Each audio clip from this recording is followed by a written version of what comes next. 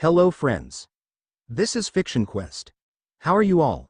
So in this video, we will see, what if Naruto awakened the power of golden eyes and got harem, Naruto xHarem. But before we start, if you want more amazing stuff like this, then be sure to subscribe to our channel and like this video. Also if possible share this video with your friends. Now without wasting any more time, let's begin the story. Kana Saito was one of the many orphans left behind. She could have been a great ninja.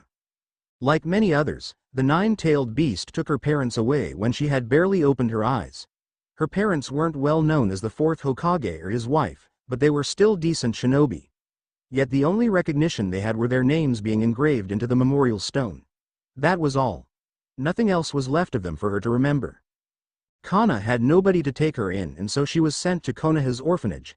There, she grew into a fine young woman and was only viewed as another villager. She lived through depression, loneliness, and didn't want the future orphans to experience the same.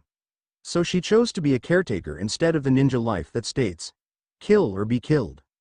He was always viewed as the boy who kept to himself and his bugs. It was only almost 3 years ago that his weakness in team bonds was diminished. He knew what the meaning of friends meant and what it takes to protect them. Still, he was on a different level than they were. The way he calculated things were seen as him being nitpicky, or just overly concerned. There was a big gap between the ways he viewed things and how people understood him. This was the reason why he would rather spend his time examining a beetle's life cycle than to meddle in any affairs his acquaintances created for themselves. Shino Aburame received second glances when he walked down Konoha's streets. The Aburame clan was known to be a mysterious bunch after all. Shino was the only one who dared to walk around while the rest of his family hid themselves from common villagers' eyes. At times, some folks even walked up to him and asked why he wore so many layers of clothing and why he concealed his eyes even during the rainiest days. Of course, his constant slanted eyebrows, which made him seem so angry, would be their only response. The villagers would only silently stare at their own reflection on his dark glasses and leave him be. As he continued his way down the path to meet up with his team, a ball bounced and rolled in front of him. He stopped and watched a young red-headed girl run up to it. The ball that stood in between the insect user and her waited for her to pick it up, but she only stood there. Her face lifted up to stare back at his tall stature. Shino blinked behind his glasses and decided perhaps the girl wanted him to give it to her. He calculated that as was probably the only reason why she didn't pick up the ball and run off already. He bent down and grabbed the ball, giving it to her. The little girl's blue eyes still stared at him as she slowly took it from him. Her eyes remained on his movements when he stood up again. He shoved his hands back into his jacket's pockets, a little nervous under this girl's gaze. "Why are you all covered up? Are you ugly? Is that why barely any of your face is showing? You're wearing a hood too, are you bald?" He proceeded to step to the side and walked past her. Time was being wasted and it would be troublesome to answer the young child's questions. Normal children that aren't enrolled to the Ninja Academy would never understand. It's quite obvious that Shino was a man that focused on only one task at a time and one thought at a time. When the day ended with him finishing up his training with Hinata and Kiba, he walked back home and resumed to thinking about that little girl early in the day. Most children's eyes fill with fear when they see a person like him, but she only looked at him with curiosity. It was rare. He passed the same location of their encounter and noticed that it was the same area of Konoha's orphanage. Was the girl an orphan perhaps? He shrugged off the thought, not wanting to think himself as a creep. The insect user stopped walking though when her voice coincidentally broke his thoughts. "Look, Kana Nichan, that was the boy I met earlier today." He turned to see the same girl pointing at him while she held onto someone else's hand. The red-haired girl bounced up and down as she excitedly pulled the older girl's hand. From what it seems, this older girl was about his age, but she too had already developed a high level of maturity. She acted like a mother while she attempted to calm the girl down as they both walked up to him. Is she her sister? No, because they have no similar features. He didn't know why he was still standing there, waiting for them to approach him, but it was too late when the little girl grinned up at him. "See, I told you, he looks weird, huh? I think he's blind too because he's wearing such dark sunglasses." The girl named Kana laughed a little and ruffled the little girl's hair. "You shouldn't be insulting strangers like that, Suki. Besides, it's rather normal for him to dress like that as a shinobi from the Aburame clan."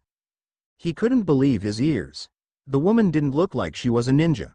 Not that he judged people based on their looks, but he just knew. She was just a common villager, and it was surprising that she even knew the types of clan. For some reason, he had a strong feeling she knew much more than the average commoner.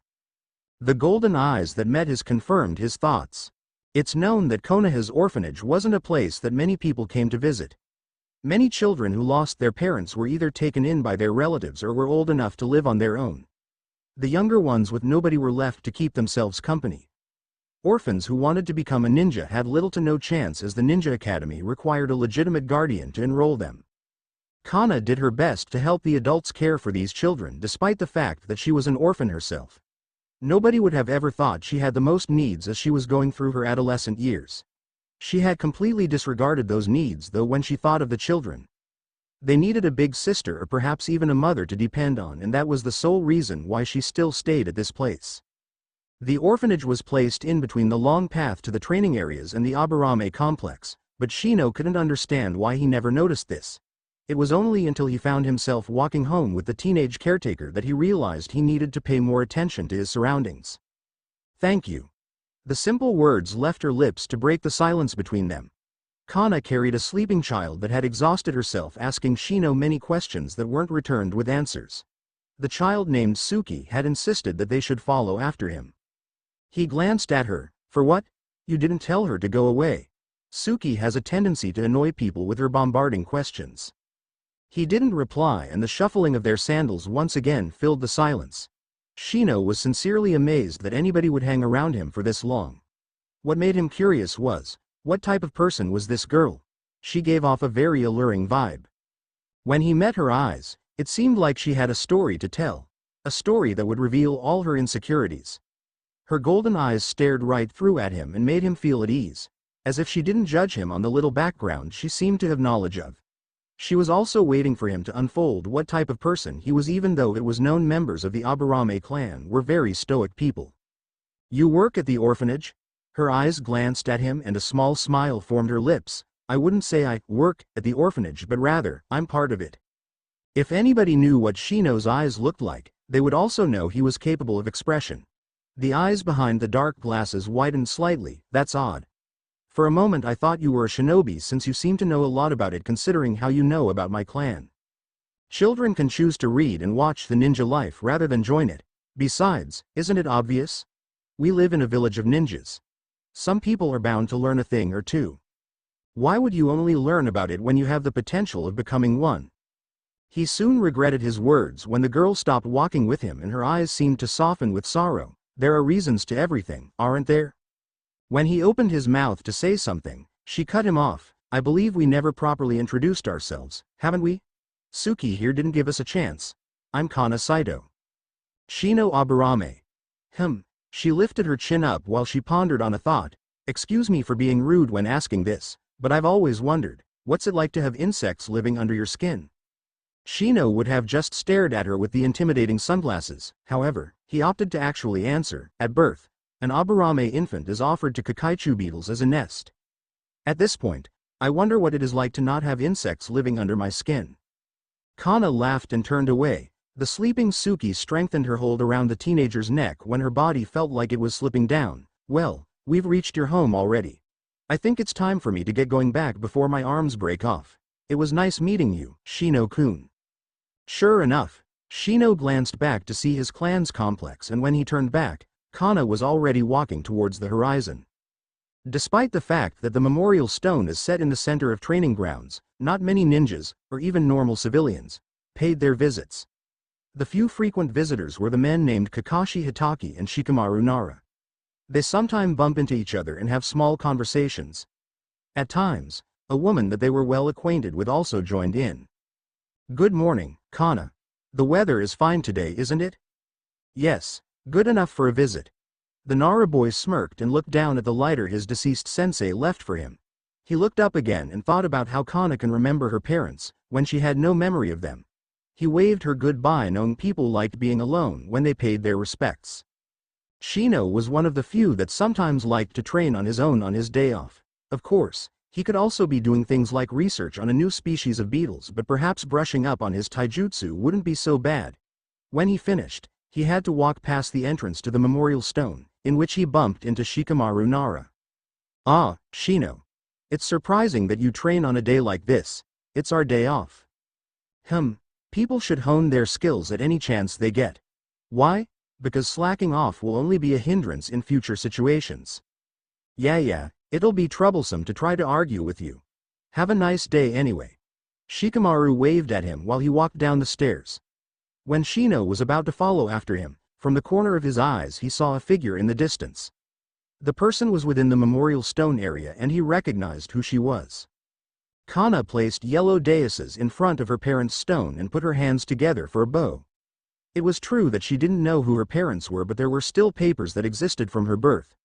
Maybe, just maybe, their ghosts would appear in front of her whenever she paid them her visits. Of course, that would never happen. From the bottom of her heart, she knew they probably would have been great parents. They died as heroes and that was already proof to her. As she stood up to wipe her tears away with her yukata's sleeve, she blinked to see a small beetle fly past her and land on one of the daisy's petals. If she was more serious on her self-studies, she could confidently swear that it looked like a kakaichu beetle. When a shadow approached her from the side, she was then 100% sure it was a kakaichu beetle. "Do you have anybody to pay your respects to?" "I believe I do."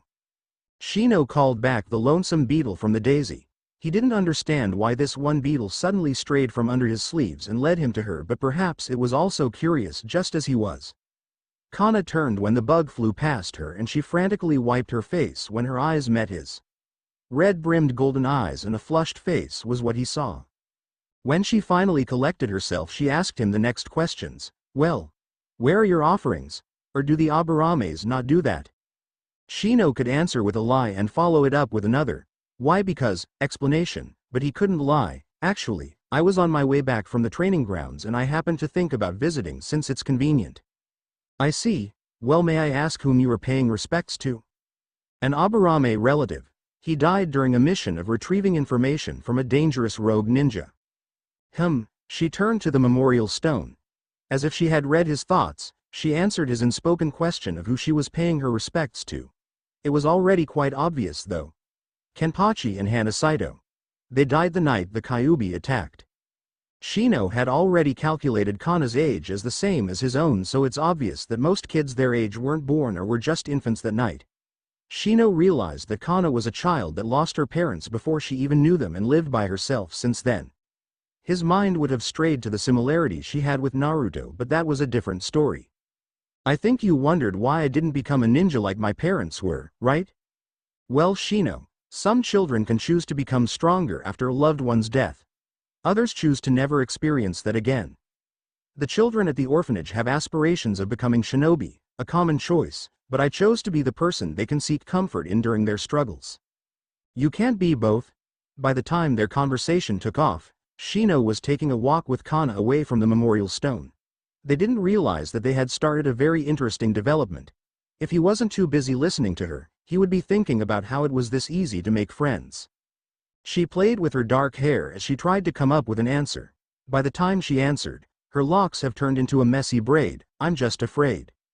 Even if most of his face was covered by the high upturned collar of his inner jacket, she could still tell from his glance that he was asking, "Why?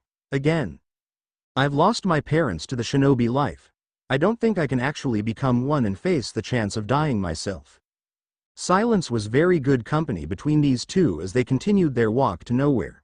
There was a chance that both teenagers were thinking about how they ended up with a complete stranger and were sharing quite personal information. Now to change the subject, on Suki's behalf, why do Abarames cover themselves so much? Shino cleared his throat and pushed his glasses up the bridge of his nose. The high collar hid any indication that he was about to speak, but Kana quickly stood in front of him, stopping him from just walking on without answering her question. "As I said, our bodies are hosts to kakaichu beetles. They're insects that must not be exposed to too much sun and long amounts of heat. Our attire helps keep our bodies cool enough for them to continue their cycle within us." Kana leaned up against him and squinted while trying to see through his dark sunglasses and the glasses. He took a step back before saying, "We are people who have evolved to be accustomed to shade. Or to simply put it, a mysterious bunch. Have your curiosities been settled? Have yours?" He could feel the insects skitter uncomfortably under his skin as they felt what he felt. Why was this girl making him feel so nervous now? He had been on many missions that would make even Kiba shake in anxiety, but he was always the calm one. Yet here he was, craving to find some unknown answer from this girl. Perhaps they are settled, he answered. Well, mine aren't. Shino never really let his guard down. Kana wasn't a shinobi, but it's probably his mistake to underestimate what she was capable of. She had already made him answer questions that he would usually ignore from overly impertinent people. Not that she disrespectful or anything. She was definitely a daughter of a shinobi couple when her hands quickly pulled off his hood, causing him to go into a state of shock and frantically reach back for it. Her hand already caught his raised arm and her other hand pulled down his high collar. It was just a peek. She smiled when she let go of him, and it seemed like he would have glared at her if it wasn't for the dark glasses. He adjusted his hood and made sure the latches that kept his collar together didn't unfasten. What was that for? I'm starting to think men from the Aburame clan are actually really handsome. Her golden eyes told him she was being truthful. Ah, man, that was one hell of a mission, Kiba Inazaka said as he and his teammates walked through the main gates of Konoha. His partner, Akamaru, barked in agreement and the boy pat the dog with a chuckle. The mood was all going well until Shino opened his mouth. Perhaps we could have finished it much sooner if it wasn't for your lack of following the formation we planned. Hinata sighed when her two male friends once again stood eye to eye. The air seemingly turned tense as Kiba growled at the insect user. What? You're blaming me for that small problem? It's not my fault that you can't communicate clearly. It is rather ironic for you to say that. Why? Because you come from a clan that specializes in ninken. Thus your sense of hearing should have been ample enough to be able to hear my communication. Kiba rolled his eyes and backed up with a harumph. Sometimes you're just so impossible. Shino contemplated on Kiba's words while he watched the canine boy walk away. Hinata glanced back and forth between them and bowed to Shino before apologizing and running off to reason with Kiba. He already knew she found it better to talk to Kiba than with him. He had indeed strengthened his bonds with his team, although he did admit he still lacked the ways of communicating his thoughts efficiently.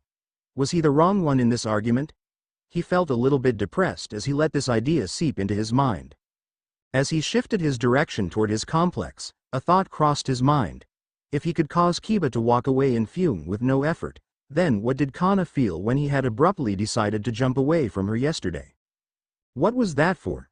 I'm starting to think men from the Aburame clan are actually really handsome. Shino uncomfortably took another step back and turned his head away. Kana's smile faltered just a bit as his only reply was, I should get going now. There wasn't even a thank you from him. Perhaps it was because he was too flabbergasted that a girl actually complimented him. Shino Aburame, the guy who was deemed creepy with his bugs, was said to be handsome by a girl. She must be playing a joke. That or he was in extreme denial. Shino slightly bent his legs down, ready to take off into flight before Kana's voice stopped him. Well, bye. It was nice talking to you again. He uttered a low noise with a nod and jumped away onto a roof. Glancing back, he only saw her smiling a bit solemnly while waving back at him. There were no second thoughts when he took off for home. It was most likely guilt that led him to the front of Konoha's orphanage. He always thought he was a well-mannered man despite being quiet most of the time. He felt the need to explain to her why he behaved so strangely after her compliment. It's just that, girls usually scream their heads off when they find out bugs crawl out of his skin. Shino was sure Kana understood what the Aburame clan specializes in already, so why wasn't she afraid? Maybe this time, he can finally get an answer. He curled in his fingers to knock on the door. It opened to a middle-aged woman. Surprisingly, there weren't any small children running in and out of the place at this time of the day, and he took notice of how the inside seemed much quieter than what an orphanage should be. The woman smiled. May I help you with something? He could sense she felt a little uncomfortable having met a man that was covered from head to toe. If anything, she probably thought he was out to kill babies or something. People who didn't lead a shinobi life weren't usually well informed of the different types of clans. I'm sorry to bother you, but I was looking for Kana Saito. Oh, did she get into some trouble or something? Worry filled her eyes. Not really. I am just a friend of hers. Oh, she took a breath and smiled nervously again. Kana doesn't usually get into any trouble. She's a nice girl, you know. She's always the one apologizing to parents who think their children were bullied by our orphans. It's always a lie though. Orphans are always being picked on for having no real home or parents. Shino still only stood there patiently. The woman was afraid of him, but he could tell she was a person who loved to tell stories. She soon realized that she was keeping him waiting and said, "Oh, sorry. I tend to go off on things. Kana took some of the kids to the river to play. I'm sure you'll find her there." If you told me that Kana took the kids to the river, then it is already stated that she is there, so why wouldn't you be sure of that? Is what he wanted to ask. Instead, he nodded and thanked the woman and headed for his next destination. The woman stood idly by her door for a moment and thought to herself how Kana had met such a strange boy. "Nei-chan. Nei-chan. Look what I caught." Suki ran up to the motherly teenager who was resting against a tree and opened up her hands. "It's a ladybug." Kana watched the red round bug crawl around on Suki's palms and resisted from picking it up herself. She thought ladybugs were cute.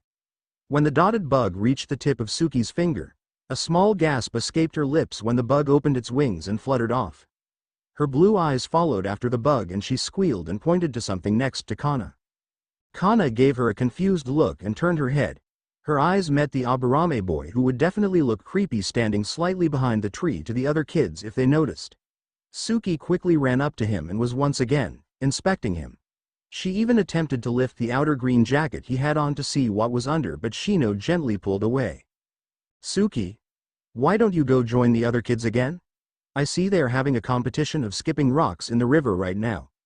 Kana stood up and gently pulled the girl away from the boy, and her hand gave a light push so the little girl would follow her commands. Suki turned her head and rolled her eyes. "I didn't know you liked boys who dressed like the sun was their enemy." She ran off before Kana could scold. Kana sighed and turned back to Shino. "Sorry about that. So what brings you here?" The hands that were behind her back nervously fidgeted. She was glancing away from him as she talked. "About yesterday." "Oh, about that? Sorry I invaded your space. I tend to do things without thinking when I get too excited. Anything else?" She was definitely irritated at him. "Actually, I wanted to apologize for just leaving like that. It's just what you said was a bit surprising." "Why?" He found her golden eyes staring right at him again. If he wasn't such an awkward guy, he would actually say she was a really pretty girl. Today, her black hair was let loose to flow to her waist. She wore a red casual yukata adorned with white flower patterns. He grabbed the tip of his hood and pulled it down in attempt to hide any revelation of embarrassment as he answered, "It's strange since most people think a person who harbors bugs in their body are disgusting." He sounded kind of frustrated with the last word. Kana smiled warmly and her hands reached up near his face but stopped midway to see if he would permit her to do the next action. His silence allowed her to proceed, unhooking the first latch on his high collar to open up enough to reveal his face. He had lived with insects under his skin since birth, but the term, "feeling the creepy crawlies," were still applicable when her hands touched his face. They were soft.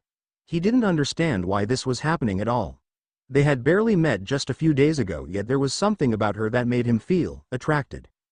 "Shino, it's more repulsing when people think they don't have any qualities that are far worse than a person who lives with insects. People are disgusting when they deem somebody else as disgusting without any ounce of comprehension." There it was. His answer was acceptance. She didn't judge or see him as anything but human with unique qualities. She accepted that there are people who lived differently than others. He still wanted to test it though. He opened a pore below his ear and let the Kakaichu beetles scatter across his face, making her retract her hand. Her face didn't express repulse, more rather anger. "I'm disappointed that you would test my honesty.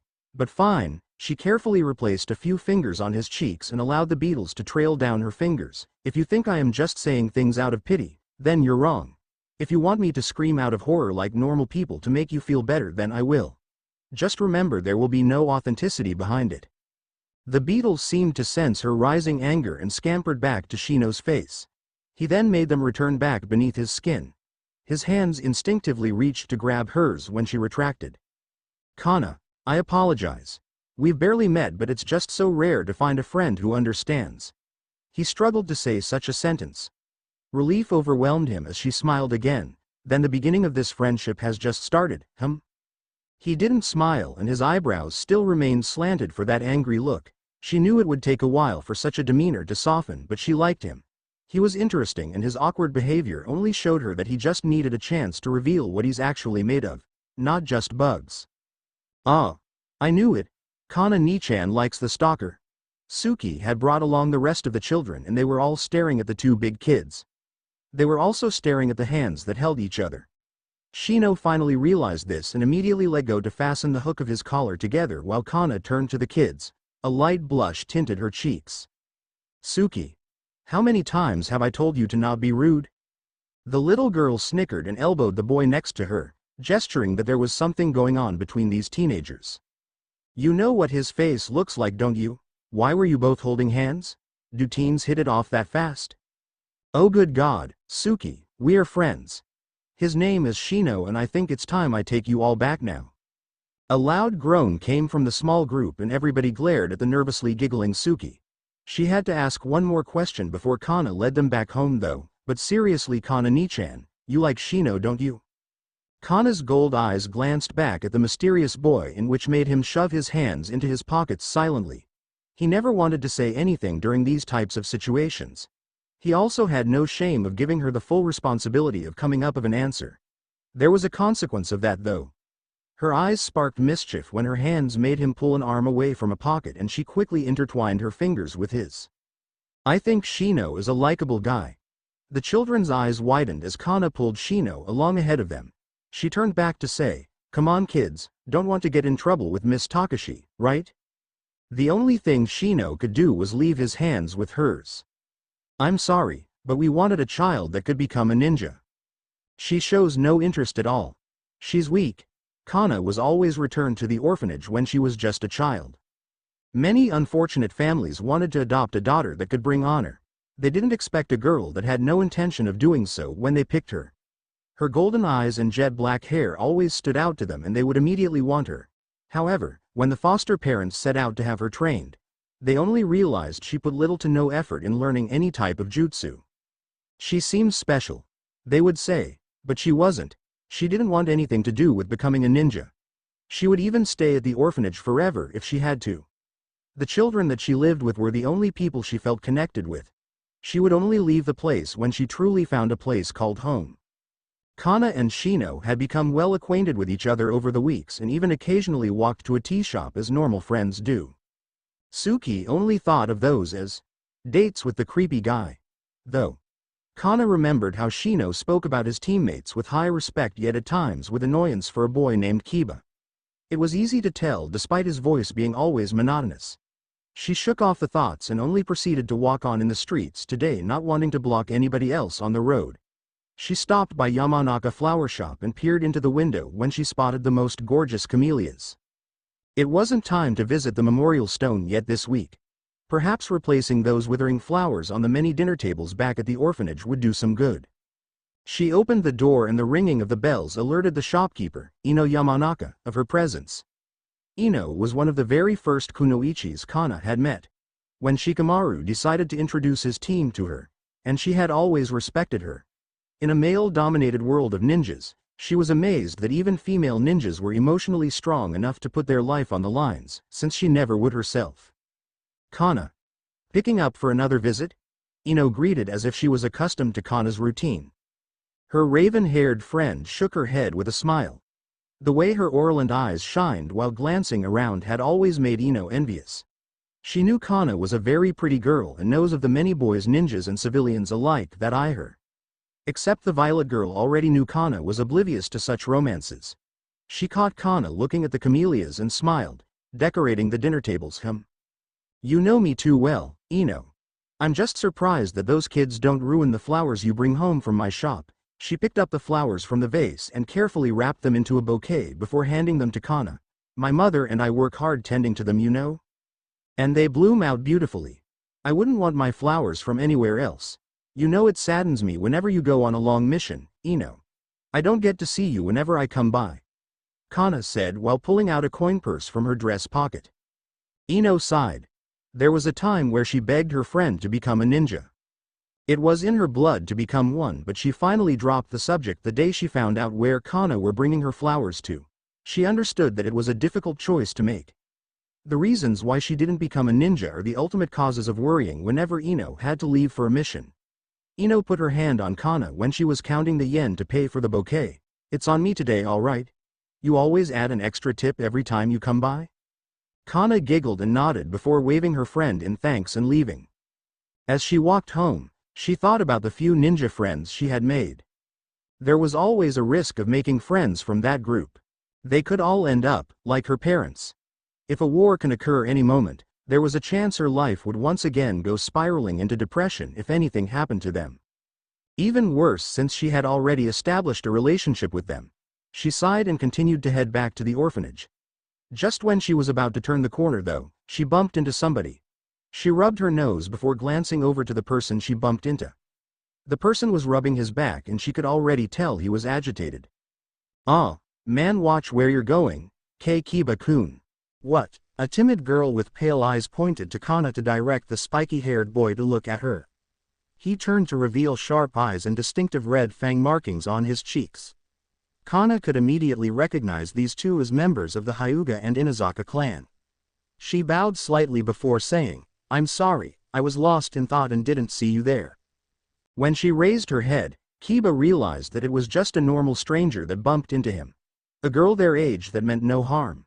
He kind of felt bad for almost taking his irritation out on her when there was something else getting on his nerves. "Oh, don't worry about it. Sorry I almost yelled at you. A teammate of ours is late and we need to go see the Hokage." He figured that was a good enough explanation. Kana glanced between the two ninjas, making the Hyuga girl a bit nervous under her gaze. She had never seen such a color for eyes before after all.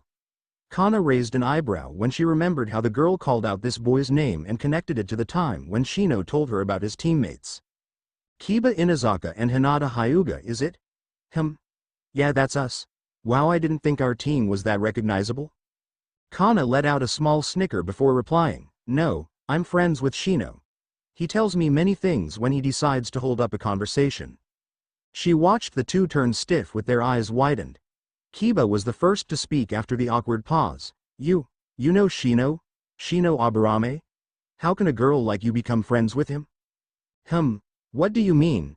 When Kiba was about to open his mouth again, out of nowhere, Shino was behind him. "Yes, Kiba. What do you mean?"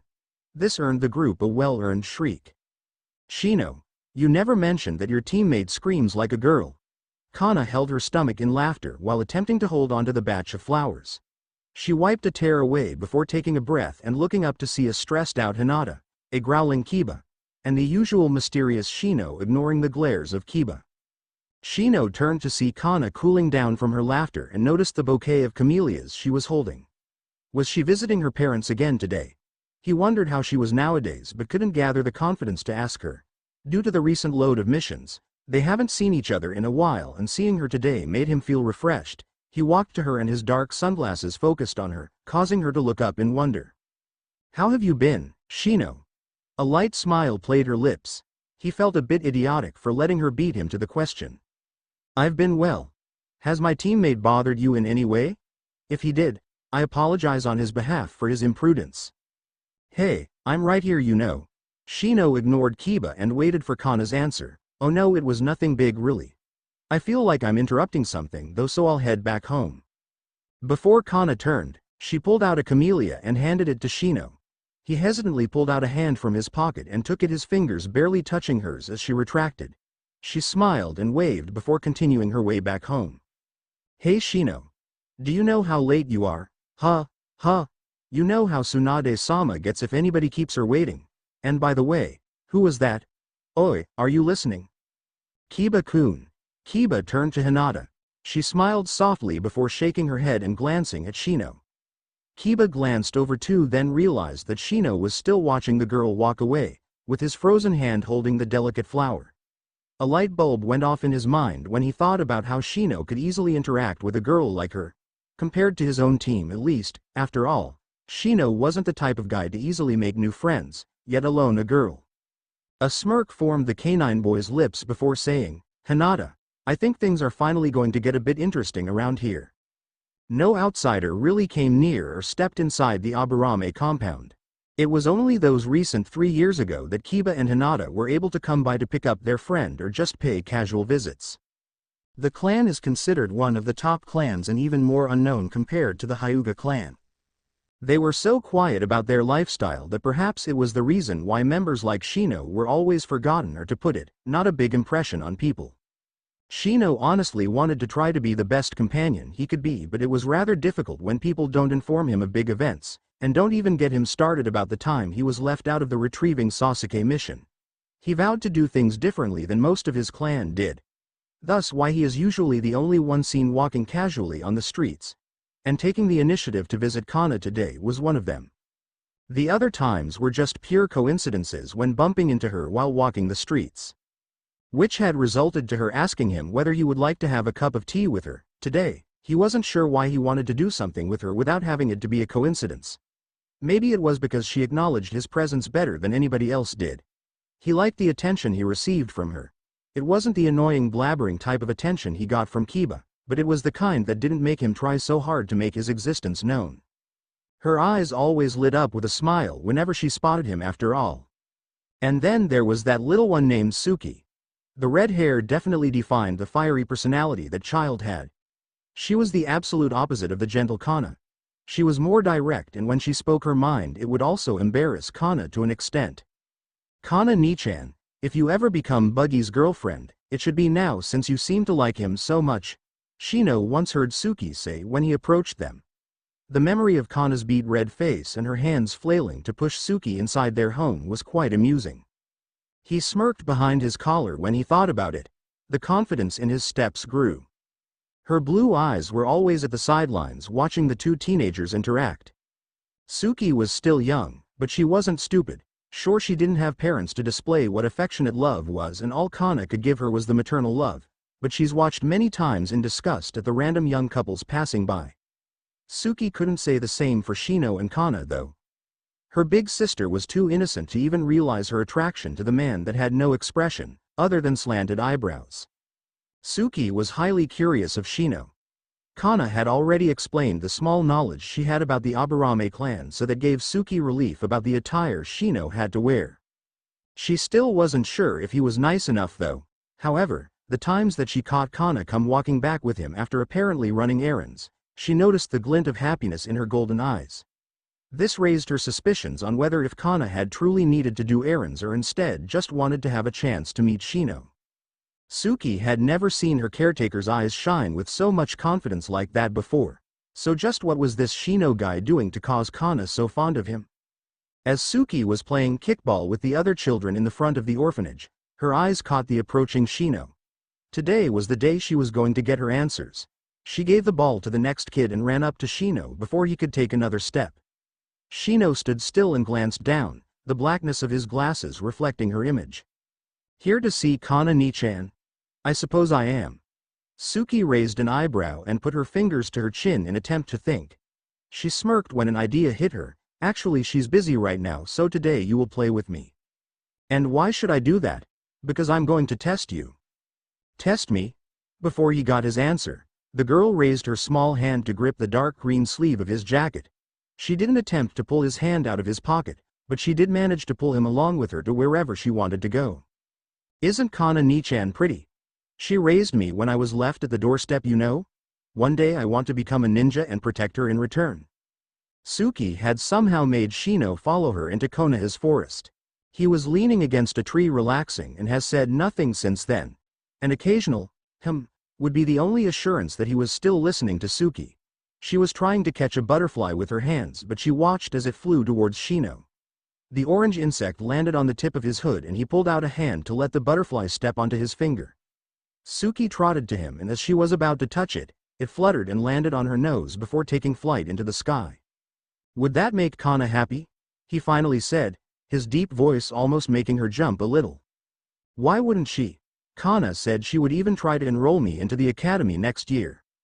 Kana comes off as a very supportive human being to me, but I think deep inside she fears the day you will leave off for your first major mission after becoming a shinobi.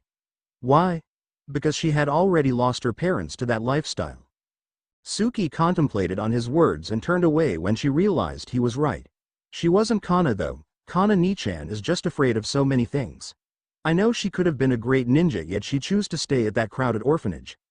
I get that it's like having a family living with all those kids, but she threw away her freedom for us. It's stupid. Well, she threw away her freedom so your dreams could come true, didn't she? She may be afraid of a lot of things. However, if she knows you'll be happy becoming a ninja, then she'll support you, no matter how much fear builds up inside of her. Suki glanced up at the tall Shino and a small smile formed her lips. He spoke the truth. She was starting to understand why Kana liked such a guy. If he was ugly under all those layers, his calm and collected personality sure made up for it. Then again, Kana had seen his appearance before and that made Suki want to see too. Hey Buggy, can I see your face? Aw man, back to not talking again are you? If you refrain yourself from calling me that name, perhaps one day I'll show you. Faye, I'll grow tall enough to pull down that collar of yours before the day I stop calling you that, Buggy. Shino lifted himself away from the tree and proceeded to walk out the forest now. Suki followed after him with laughter. She was finally going to accept Shino and she was glad Kana could also look past all the creepiness Shino sometimes gave off. Compared to all the guys that attempted to flirt with Kana in the past, Shino was definitely much different. As they walked back towards the orphanage, Suki ran up to him to match his pace and her hand grabbed the edge of his coat. When he didn't pull away she grinned before saying, "Do you like her?" Like I said, she may be afraid of a lot of things, however, I'm glad I'm not one of them. That was probably one of the best ways he could put it. I beg of you Sandame, please, you have to help me protect her, an 11-year-old Kana said. A small child stood next to the older girl. It had been 2 years since the child was brought to the doorstep of the orphanage. When the child had recently turned 2, Kana, from all her recent training from the many foster parents, could sense the immense chakra from within this child. It was then that her research discovered something extraordinary. However, she wasn't going to let this child be robbed of a childhood before she could even say full sentences. Before Kana could finally forget altogether the small amount of training she had as a shinobi, she was going to protect this child. The third Hokage glanced at the fiery red-haired girl then back at the burning golden eyes. He too knew that it was better if he granted the request. All right, I will put the seal on her. A young girl named Suki didn't understand what was going on at that time. It was also a known fact that she wouldn't remember that day at such a young age. Kana rushed out of the orphanage home in search for Suki. Miss Takashi told her that she had been missing for about an hour now and this made Kana extremely worried. Konoha was a safe village, everybody knew that, but there were still cases of rogue ninjas infiltrating the village for sick crime purposes. Suki was a rare hidden gem and for Kana to let her wander off like this was unacceptable. Suki. Suki. She called out in hopes of just finding the bright-haired girl digging something up in the corner backyard of the home. Relief overwhelmed her when she heard the child's voice, Kana Nichan. She turned to see Suki running up to her. Kana bent down and hugged the small girl then pulled away to say, "Where have you been? I've been worried sick about you young lady. Sorry, but I have good news. I accept the romance between you and Buggy." What? Kana glanced up to see Shino calmly approaching them. She dragged a hand down her face and turned back to Suki. "I'm glad that you were having fun with Shino. However, you have to tell me where you are going next time, okay?" Sheesh, it's not like Shino will kidnap me. Kana rolled her eyes and ushered the child to go back inside as punishment for running off. She then faced Shino with her hands on her hips with a raised eyebrow and a disappointed frown. Shino stuffed his hands into his pockets and glanced away as if his attire wasn't enough to shield him from her expression. Surprisingly, he was the first to speak. "She dragged me off before I could come in contact with you. I guess I'll forgive you. Suki can be a little pushy at times, and it's not like I can talk to one of your beetles if you sent one, right?" She snickered. He remained silent but the eyes behind the glasses gazed at her. He watched her as she paused their conversation to pin a small flower in the black bun that sat on top of her head. Suki was telling the truth when she said Kana was busy all day. She looked exhausted from doing chores that children from the inside probably would only mess up. As if she knew he was staring at her through his glasses, she cocked her head to a side as if to ask, "What? Are you on a break?" "Why yes I am. What's it matter to you? Why are you here anyway?" Kana refrained from grinning since she knew the answer already. She was still trying to make Shino come out of his shell, don't mind that pun. And this was just one of the many rare chances she could take. "Well, since you don't have an answer, I'll just head back inside now." She turned and was about to go back into the house before he stopped her. Would you like to just walk around with me? Shino could feel his beetles quiver in excitement. They were sensing the strange yet new change in his behavior. Kana grinned and walked up to him to grab his arm. All right. I'm glad you asked. Let's go. The new feeling he was developing was rising from his stomach, and for once in his life, he actually felt just as odd as his appearance. Kiba Inazaka could be said to be as curious as a cat, if he wasn't from a canine specializing clan. At this time of the day he was free enough to drag Hinata around to do some spying. His excuse was that he was just worried about the embarrassment his friend could get into. Shino isn't exactly the first guy a girl would run to after all, and that stranger was definitely a pretty girl that seemed like she would freak out if Shino did something funny. That was only Kiba's judgment, of course, and it was unfortunate that Hinata was stuck with him today. Kiba-kun. Do we have to do this? Shino can probably sense us if we follow him around anyway. That's why I'm telling you to hide your chakra well, Hinata. We have to find out what he's up to with that girl. Hinata sighed as she walked behind Kiba and Akamaru. Nobody had ever said Kiba was smart. He certainly proved he wasn't when he decided to bring a giant white dog with him for this investigation. But of course, he can't go anywhere without his partner. As they walked the streets trying to figure out where Shino was, Kiba suddenly pulled Hinata to the side, shushed her, and pointed to something. Shino and the girl were spotted walking together. Occasionally they would stop so she could examine random trinkets from vendors. Sometimes Shino would shake his head in disagreement when she would show him something she liked. Hinata fidgeted as Kiba rubbed his chin while watching the two interact. Are they on a date or something? I don't think so, Kiba-kun. They seem to just be casually hanging out. Nonsense. Do you see the way he looks at her, Hinata?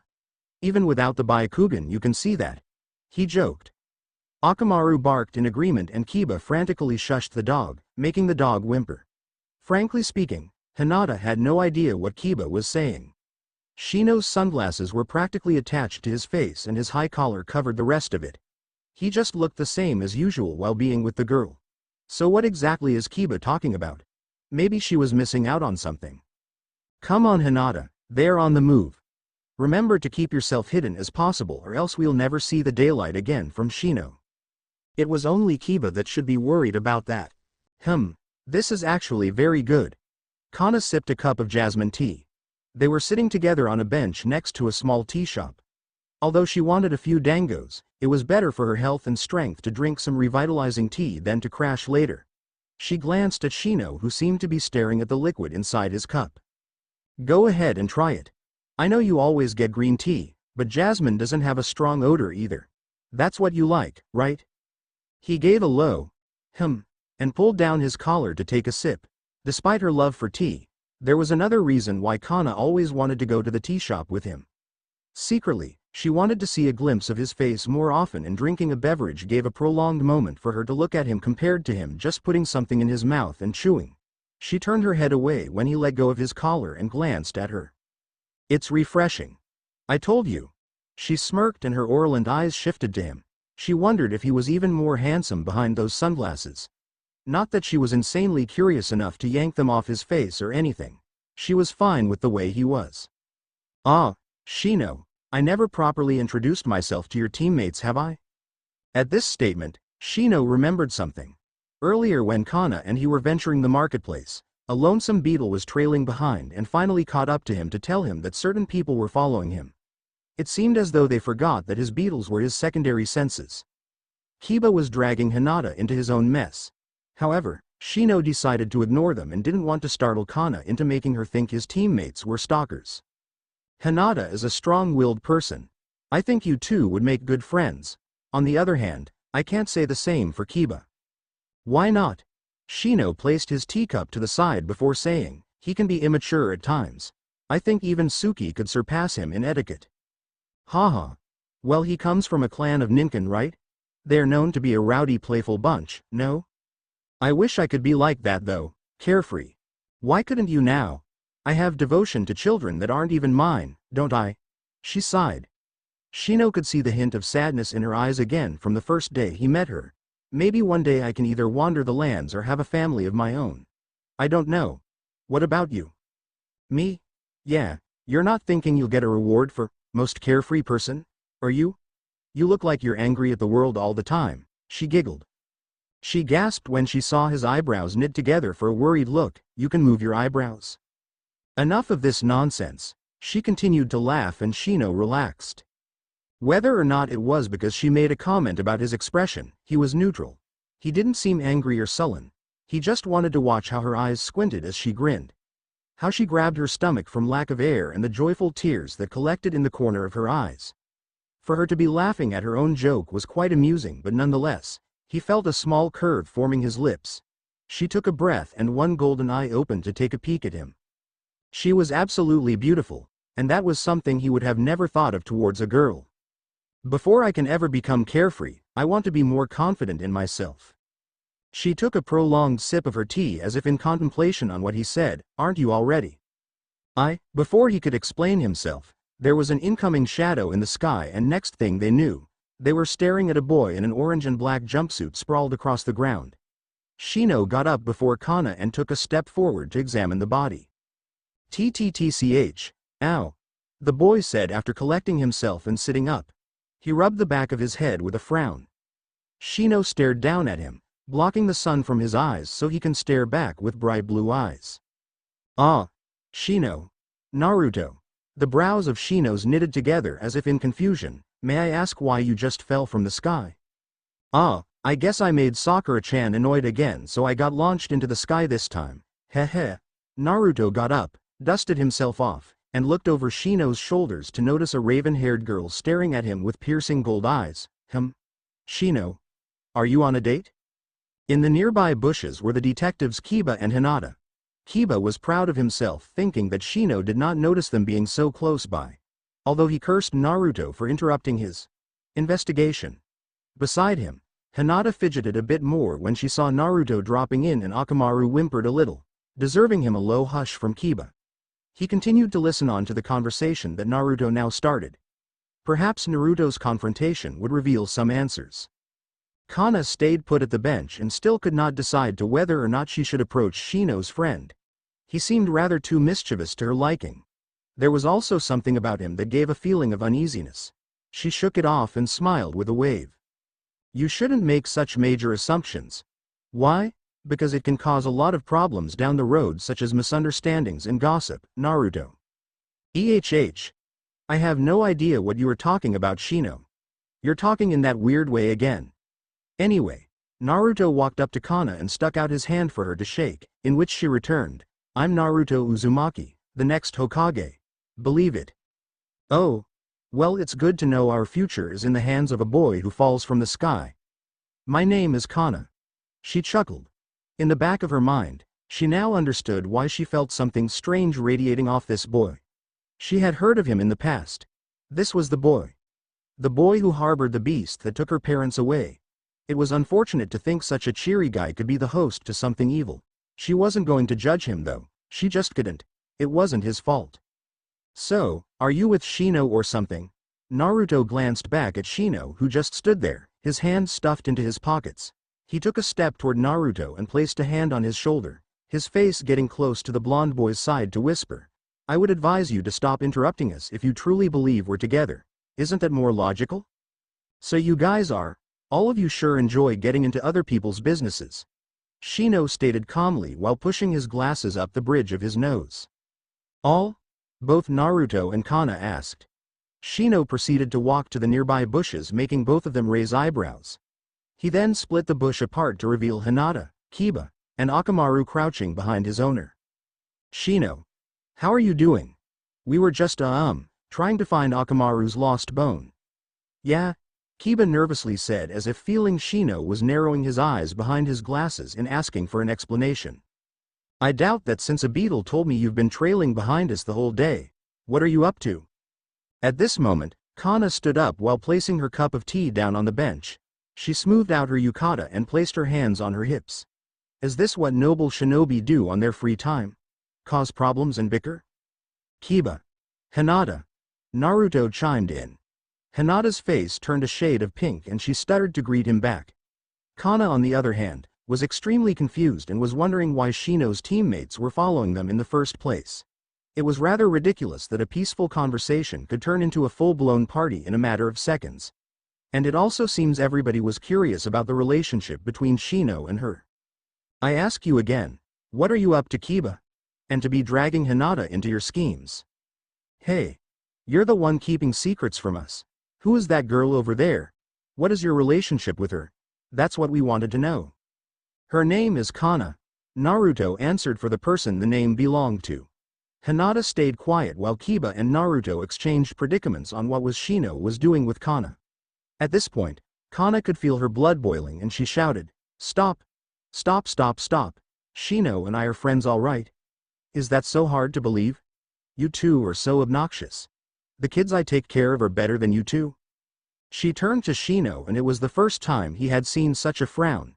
She shook her head in disappointment before saying, "You should talk to your friends about courtesy, Shino. If they wanted to know, they could have asked rather than resort to stalking." "But I didn't." Kana glared at Naruto and he shut his mouth right away. Such an eye color was truly fierce when she was annoyed.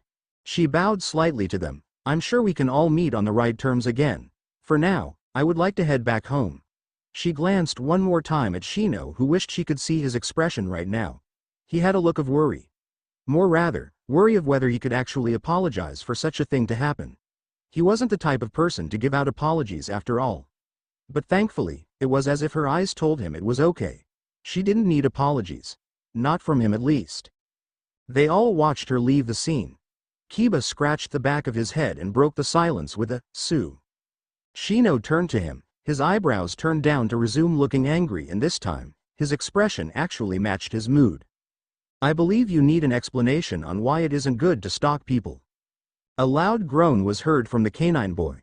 When Naruto tried to sneak off, Shino stopped him as well for a lecture about not butting into other people's business. Hinata was to stay put as she was in for her own lesson of not letting herself take part of dumb activities planned by dumb people. When she cooled down from her walk to home, she smiled. Sure, they were a bit annoying, but she could tell they were good people. Especially the boy named Naruto. He reminded her of somebody. Kana Nichan. Yes, they resembled a lot like each other. Curious and loud, but she was sure Naruto is probably very adored as well. Shino had a good handful of great people surrounding him. She was a little envious, however, happy that she isn't the only one that can see past his strangeness. Suki looked up at her with wonderment. "Kana Nichan, you're smiling. It's about Shino again, huh?" How she enjoyed spending time with him was a different story. A man stepped over broken pieces of wood from the remains of homes.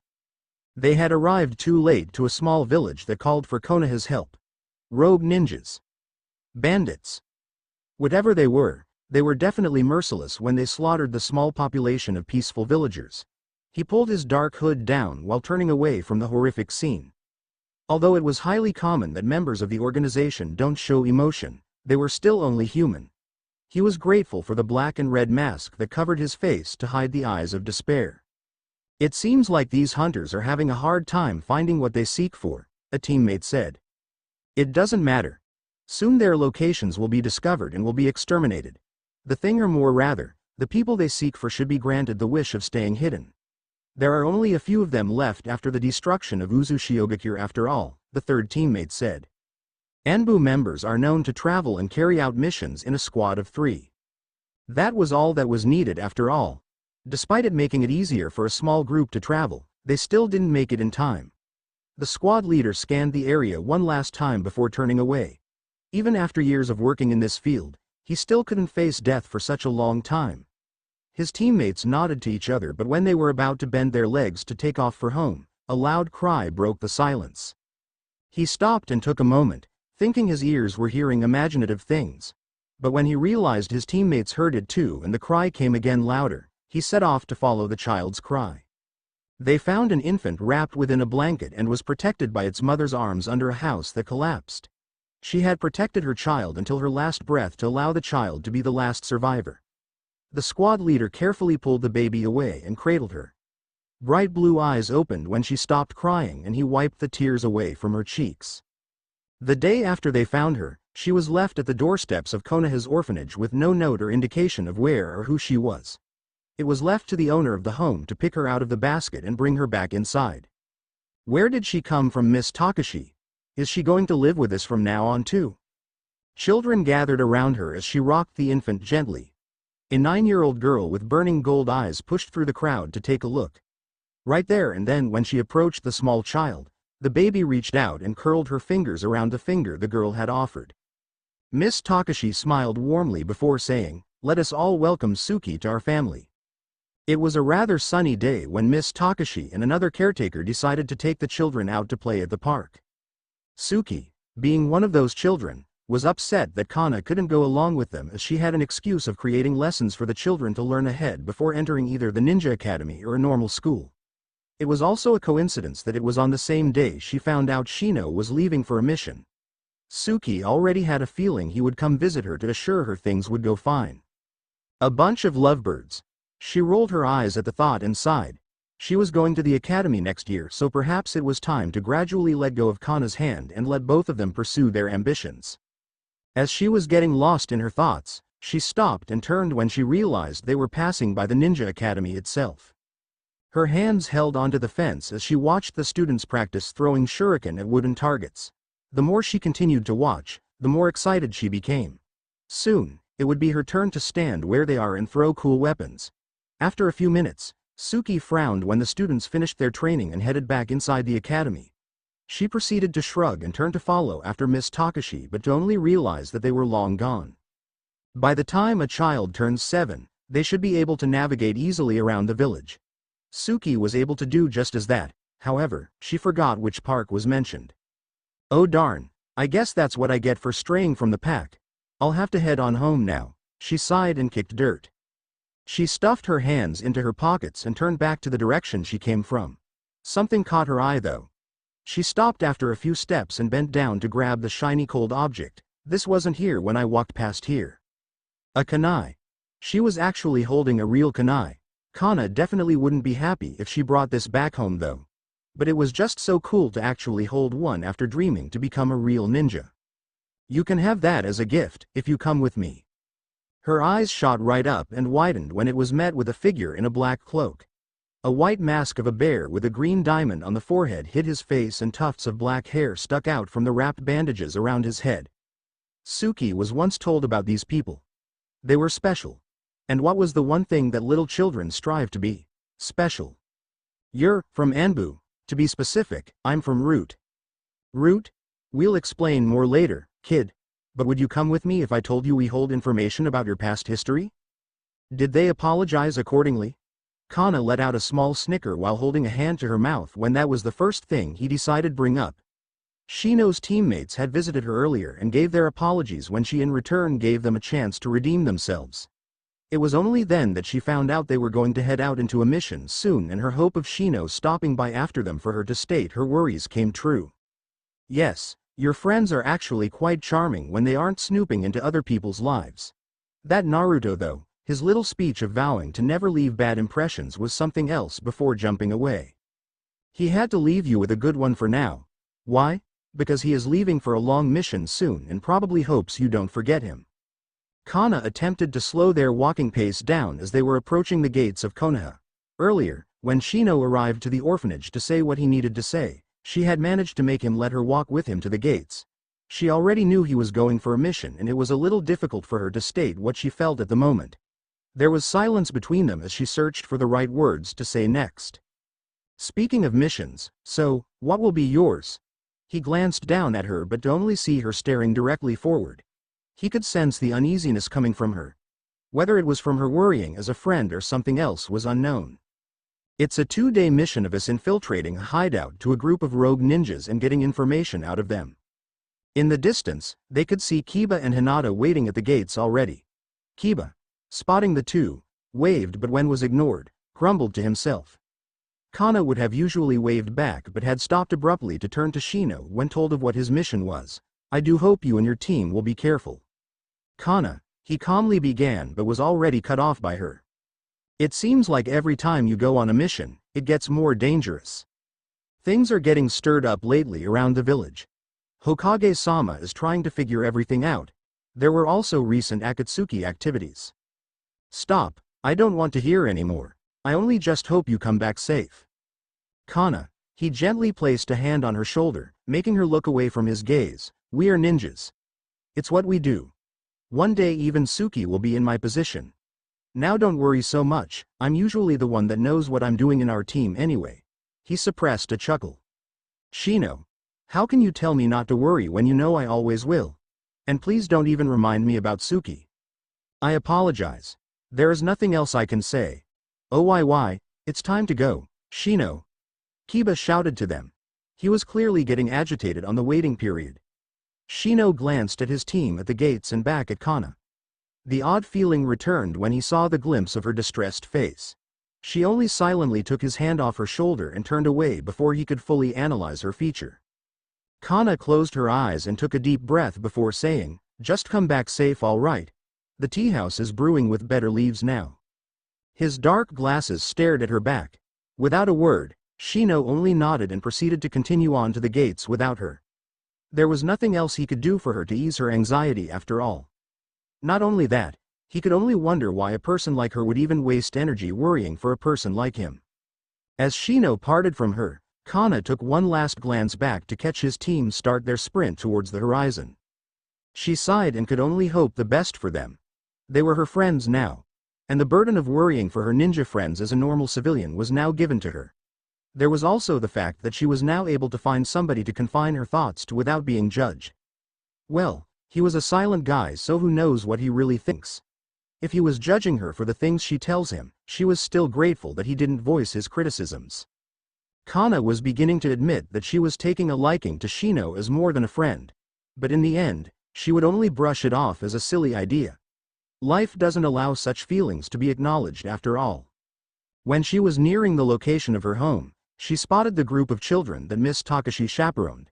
She noticed how her other caretaker friend was attempting to calm the children down as they asked various questions.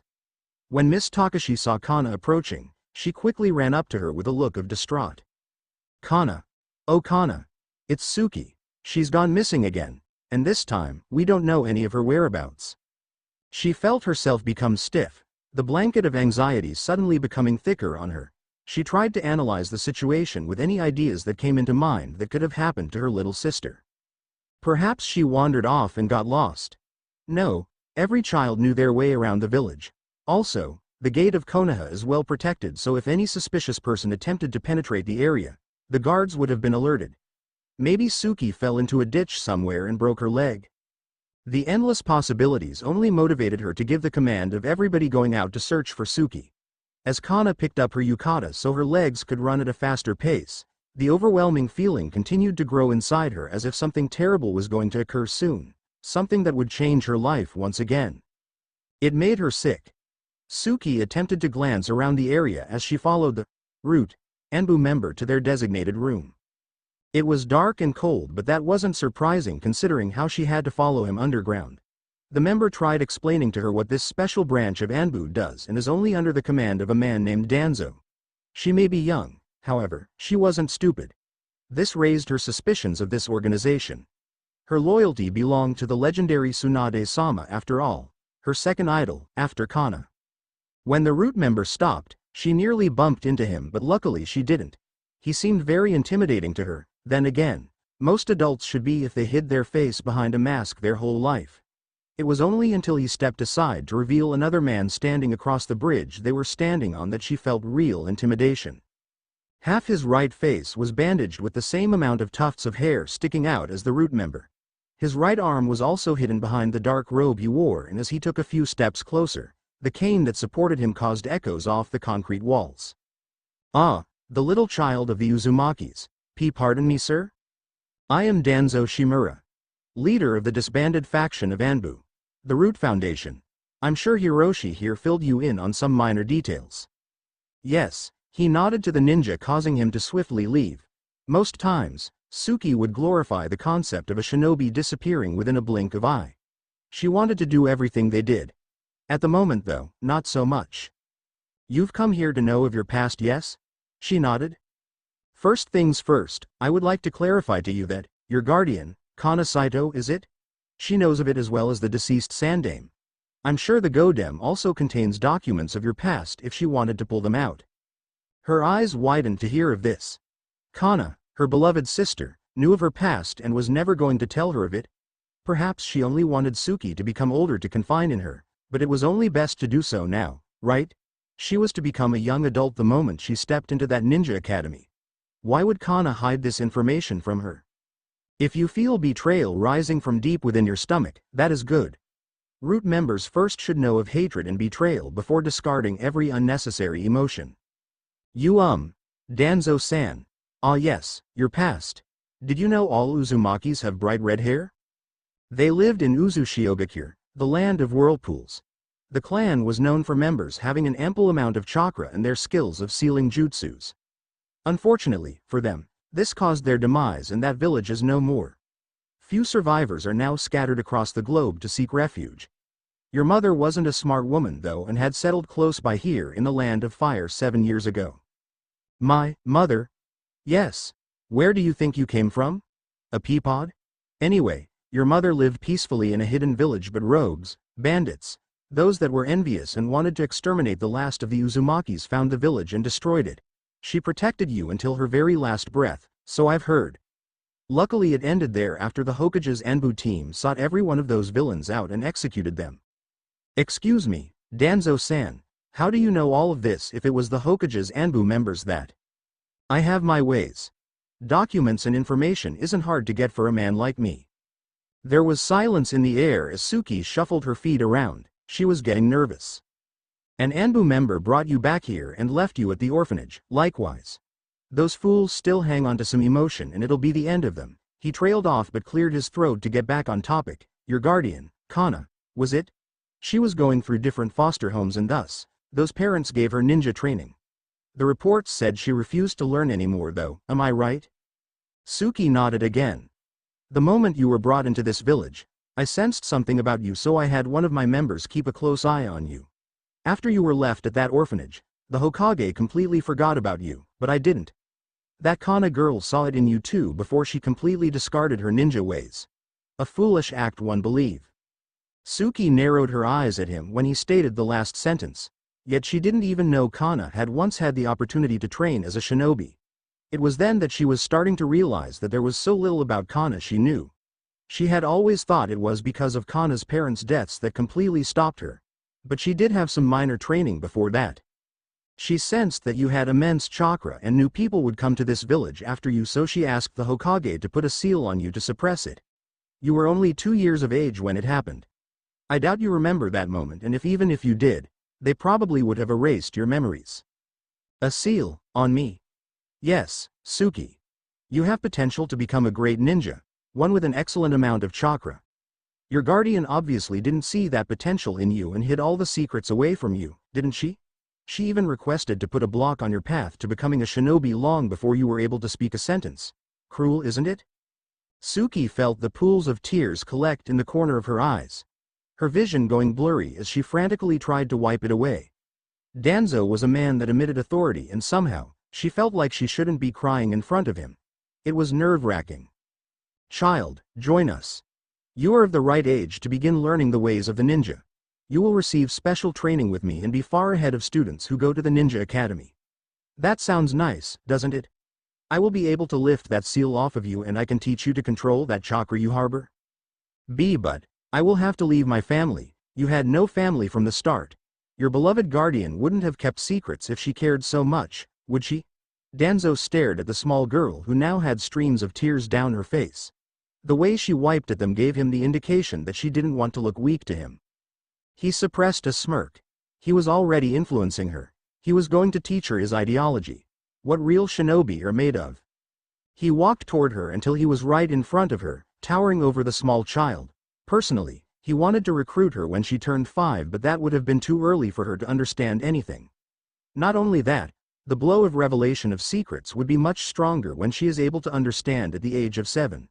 With his first and last attempt of comforting, he placed a hand on her head, making her look up with dull blue eyes. I'm giving you an opportunity, Suki. You can be part of something great, an Anbu member. You mean Root? She sniffed. Yes, Root, at such a young age, and the chance of lifting that seal off of you. The chance of eradicating all unwanted feelings such as what you're feeling right now. Suki, my little one, I will give you 1 day to decide. After that, I will personally pay you a visit. When she left the building with the foundation member, the only thing she could do was dry up her tears. She did hate what she was feeling. Betrayal by her only family. It was saddening when the image of her sister's golden eyes came into her mind. Soon, she will probably never see them again. The sky was an orange and red hue when Kana stopped to catch her breath. The rest of the children were tired and they were allowed to go back home first. Even Miss Takashi told Kana to file a missing child report to the authorities, but Kana knew it would take a long time for it to reach the Hokage.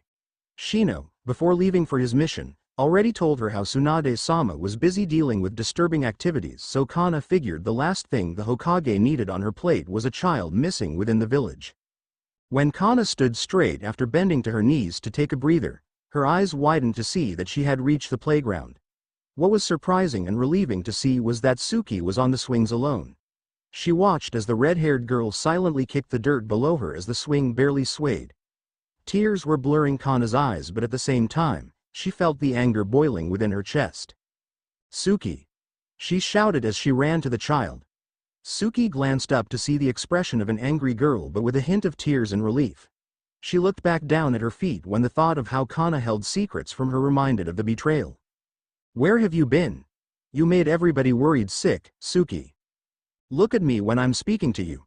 Suki scowled and proceeded to look the other direction. This caused the worry to build up in Kana again.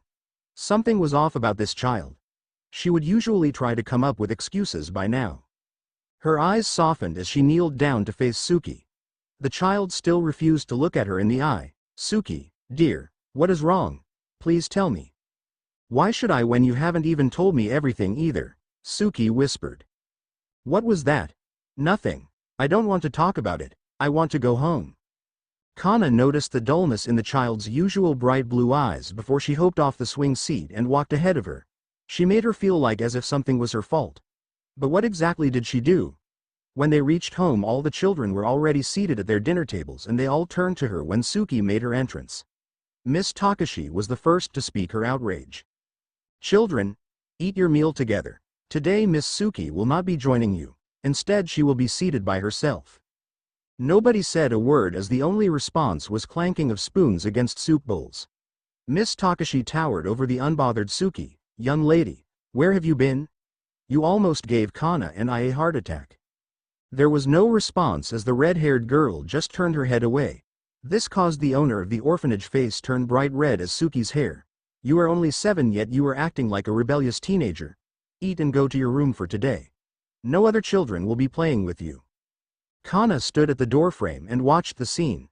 Her heart ached, but she wanted to know what was wrong with her dear Suki. She had barely said a word since she was found. There was definitely something off when Suki said nothing back to Miss Takashi and silently sat at the corner to eat her dinner. There was a glare of disdain towards Kana when she attempted to take a step towards Suki. Suki shared a room with another girl named Kagaya. However, tonight was a night where Miss Takashi gave her the pleasure of isolation. Her roommate was to sleep in a different room today so Suki could think about her actions to herself. "It would be best this way," she said to herself. "If I go, then they would still be angry enough to forget me." Her door creaked open and closed gently. She turned around in her bed to see piercing gold eyes in the darkness. Kana crouched down beside Suki's bed with a small smile. The only things the little girl could notice about the older was how the once roundness of her face was gone. The maturity settled in and she looked tired. Kana spent most of her years raising her, yet she was only almost 17. The future for Kana would probably be best once Suki leaves. Perhaps she would be able to live the last of her teenager years as a real teenager. Falling in love, socializing with friends rather than making sure Suki gets fed, and everything else. Sure, there will be heartbreak when she disappears, but it was the same she felt at the moment of the secrets hidden from her. "Suki, dear, would you please tell me what is going on?" Kana whispered. Suki sighed. "Can you lay with me tonight?" "Of course." The raven-haired girl climbed into the bed and smiled before pinching Suki's nose, earning her a giggle. "That's the laugh I've been waiting for all day." Suki's eyes lowered and a frown settled in again. "Kana Nichan, if I somehow left the orphanage one day, what would you do?" I'd search for you high and low. In fact, I did that today, didn't I? You haven't told me where you were, young lady." Kana Nichan. Do you know of my past? Did you have anything to do with the seal that was placed on me? She held her breath, hoping the things Danzo said were lies. When she watched how Kana's eyes widened with her lips slightly parted though, she knew her answer already. Suki. How? A man named Danzo told me. He told me to join him. He told me the truth, but why didn't you, Kana Nichan? Suki. You were so young back then. I was too, but I grew up so fast. My parents' death caused me to lose a childhood and I didn't want you to go through what I did. We both lost our parents through terrible ways. Kana placed a hand over her eyes as if to think on carefully choosing her words. Danzo. I've heard of him. Suki. You must not go with that man. He will turn you into only a tool, a killing machine. Isn't that what ninjas are? At least he told me the truth. Ninjas are meant to be heroes, and I protected you from the truth. Heroes still kill people, don't they? That's why we have an organization such as Anbu. Kana Nichan, you are preventing me from pursuing my dreams. Just because you refused your ninja training at my age doesn't mean I have to follow in your footsteps. We may have lost our parents from the ninja life, but I was to avenge mine by becoming strong. Kana threw the covers off her and got off the bed. She crossed her arms and somehow, the two people that were once so loving towards each other, were now glaring daggers to one another. You haven't lived long enough to see the things I've learned and seen, Suki. If you go with that man, you won't even make it past 12 years of age. I swear, I will stop you from going with him, whether you like it or not. You aren't even my real sister, you have no right. I practically am since the day I spoon-fed you. You choose to raise me. I only wanted to be the guardian for you that you lost and one that I never had. There was a strained silence in the air as Kana only dropped her arms to her sides. Her eyes filled with sorrow as she shook her head at Suki, who now sat up from her bed. I will give you the choice of going with that man. But I have my right of trying to stop you from doing so. Good night, Miss Suki. Miss Suki was what Suki was called when people within the orphanage wanted to distance themselves from her. It was the first time she heard Kana use it towards her though. She wanted to cry. She wanted to take everything she said back, but it was too late. Maybe Kana had good reasons to keep things from her. She even remembered the time when Shino told her about Kana's fear. Kana comes off as a very supportive human being to me, but I think deep inside she fears the day you will leave off for your first major mission after becoming a shinobi. Why? Because she had already lost her parents to that lifestyle. Perhaps Kana did go through a lot in her life. The loss of her parents, giving up her pride when abandoning the idea of becoming a ninja, and now, she was going to lose the only family left. When Kana left the room without another word, Suki gripped onto her bed sheets. It's for my own good. She can't think about her sister now. She was at the age of making her own decisions. She wiped the last of her tears and laid back down to curl up into a ball. I hope Kana Nichan, Kana will see the adult I've become tomorrow. The next day passed by rather slowly as Suki was shunned by the whole orphanage. Miss Takashi had refused to talk to her unless the child came to her and apologized. It was strange though because the red-haired girl would have done so much sooner. It was only assumed that the child was going through some behavior problems and Kana was pulled to the side to have a discussion about it. What is wrong with that child, Kana? She is acting so strange. Well, Miss Takashi, the thing is, it was only then that after the whole revelation there was a loud gasp from the corner of the house. Kana had to inform what was happening to Suki to the first maternal figure of the orphanage after all. Miss Takashi then vowed to not let Suki out of sight. Kana only wondered if what they were doing was right. Suki did indeed have a choice and they were trying with all their might to stop her. What wasn't right was the fact that the man Danzo was involved. He was a sneaky bastard if he somehow found out about the history of Suki and how Kana tried so hard to keep it a secret. Somehow, Suki noticed the gain of attention Miss Takashi was giving her from afar. She noticed how the caretaker would be in the corner watching her or occasionally opening the door to her room, but spoke not a word and left. What was even odder to her was that Kana was rarely seen around the home. When nighttime finally came upon them, Suki finally got out of her bed after hours of just laying still. She had contemplated on many things. She came to the conclusion that it wasn't giving up this life, but rather a new chapter of it. She opened her window to gaze at the full moon. Her bright hair could probably illuminate a glow across the village if the moon's light was reflecting off of it. She turned to grab the backpack she prepared earlier in the day from under her bed. Suki then went to her closet and grabbed the last item she couldn't leave behind. A red scarf given to her by Kana. As she stared at it, she felt her vision go blurry as the thought of leaving behind her sister crept its way back into her mind. No, I should have already compromised my feelings about this already. When she was in the process of wiping her eyes, her ears heard something soaring in the air and a loud thunk hit the wood of her wall. She turned to see a kunai stuck to the door frame. Her blue eyes scanned outside the window to see nobody on the other side of buildings. She slowly made her way to the door and pried the kunai off and read the attached note. It's time. As he stared at the flickering orange flames, he couldn't help but to wonder how she was doing. It was finally the end of their first night and they had been successful at carrying out their mission. He and his teammates were tired and battered, but nonetheless, they were going home in one piece. I just wish that hideout wasn't so far. It takes a whole day just to get back to Konoha, Kiba complained as he leaned back against Akamaru. Hinata's eyes shifted between her two male teammates and remained quiet, hoping the night would end with no arguments. Fortunately for all of them, Shino did remain quiet with no further comments to Kiba. He was busy leaning against a tree with an arm propped on a leg.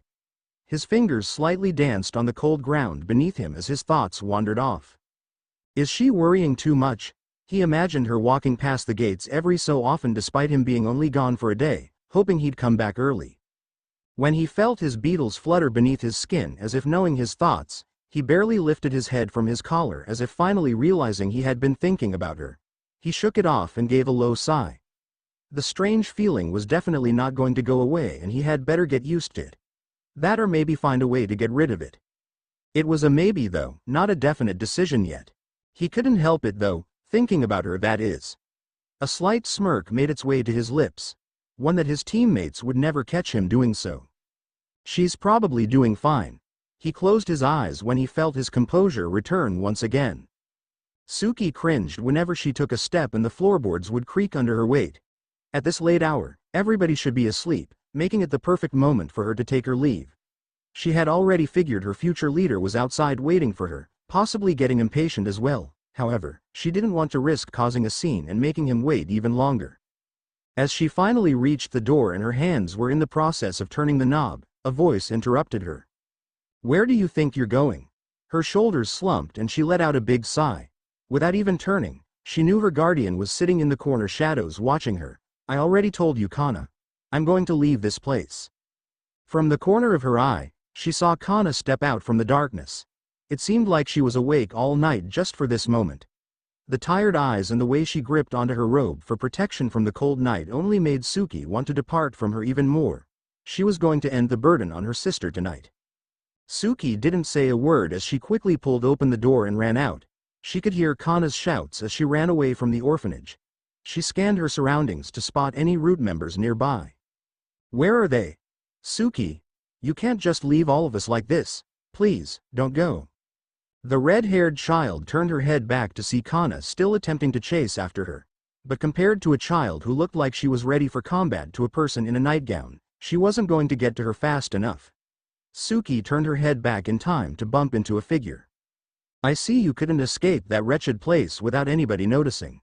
She winced at the sound of his tone but remained on the ground. She looked up to see that it was Hiroshi, the first root member she encountered.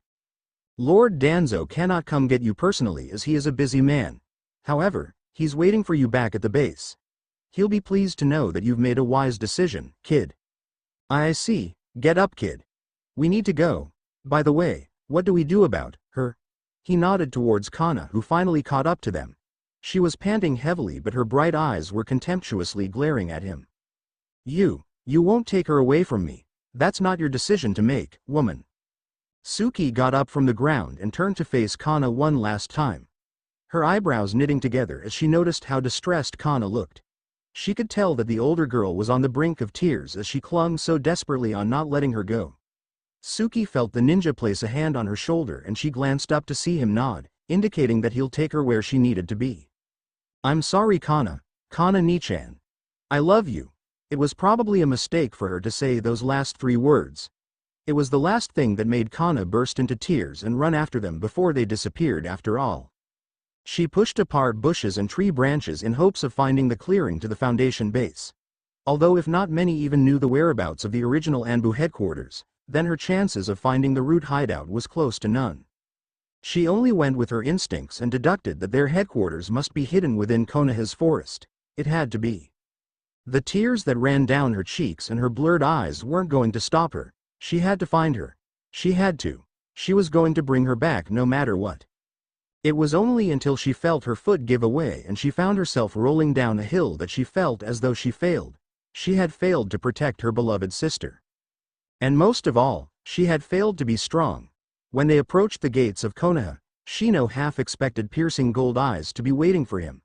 When the guards were the only ones to nod at them and give a smile for a job well done, he suppressed himself from knitting his brows together. Perhaps she had forgotten that today was the day he came back, or maybe she was just too busy tending to the children at the orphanage. He shoved his hands into his pockets and continued to walk silently next to his two joyful teammates. When Kiba noticed his bug-using friend being more glum than usual, he came around to put an arm on him with a grin.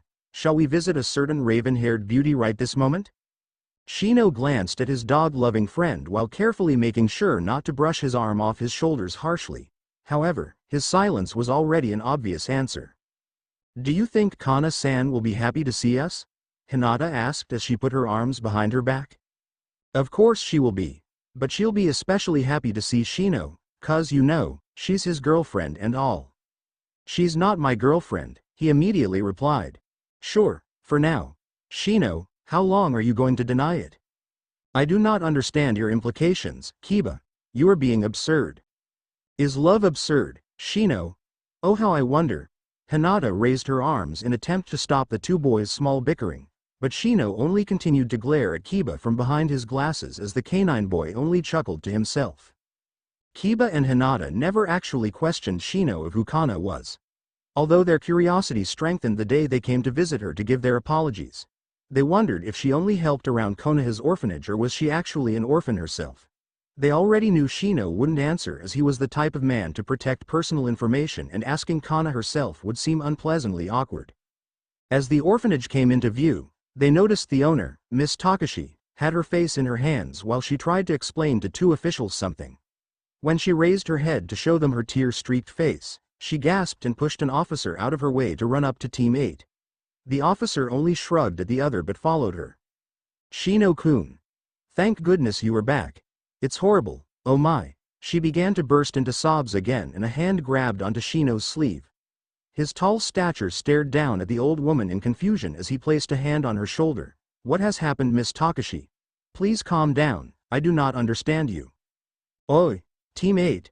Shouldn't you guys be reporting to Hokage-sama at this moment? This isn't an issue you all should be concerned of." One of the officers spread his arms in attempt to separate the team away from the woman. She only glared at them while she tried wiping her tears away.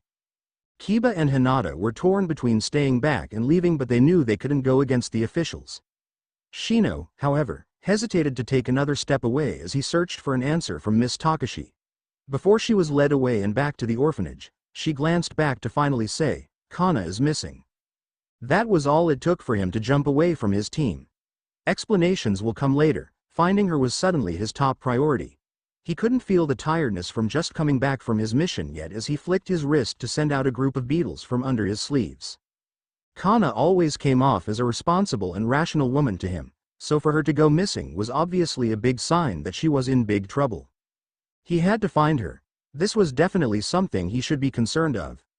Her non-moving body was littered with grass, leaves, and dirt from rolling down the steep hill. SCs and bruises were indeed guaranteed along the way down. Kana had hit her head on a branch or rock too, and so she lies at the bottom, missing for a whole 24 hours. It was only until when a small beetle landed on her arm, it caused a finger to twitch to indicate she hadn't hit her head too hard to cause her death. When the beetle reported back to Shino, who was not too far from her location, he of course, rushed to her and carefully slid down the small hill and stopped beside her, the straight eyebrows knitted together as he examined the scene. He noticed how the Kana in front of him was such a big contrast to the usual Kana he's only seen a few days ago. The tears that she had shed had made trail marks down her dirty cheeks. The bottom of her sleeping gown was bloodied to indicate the leg injury she had sustained.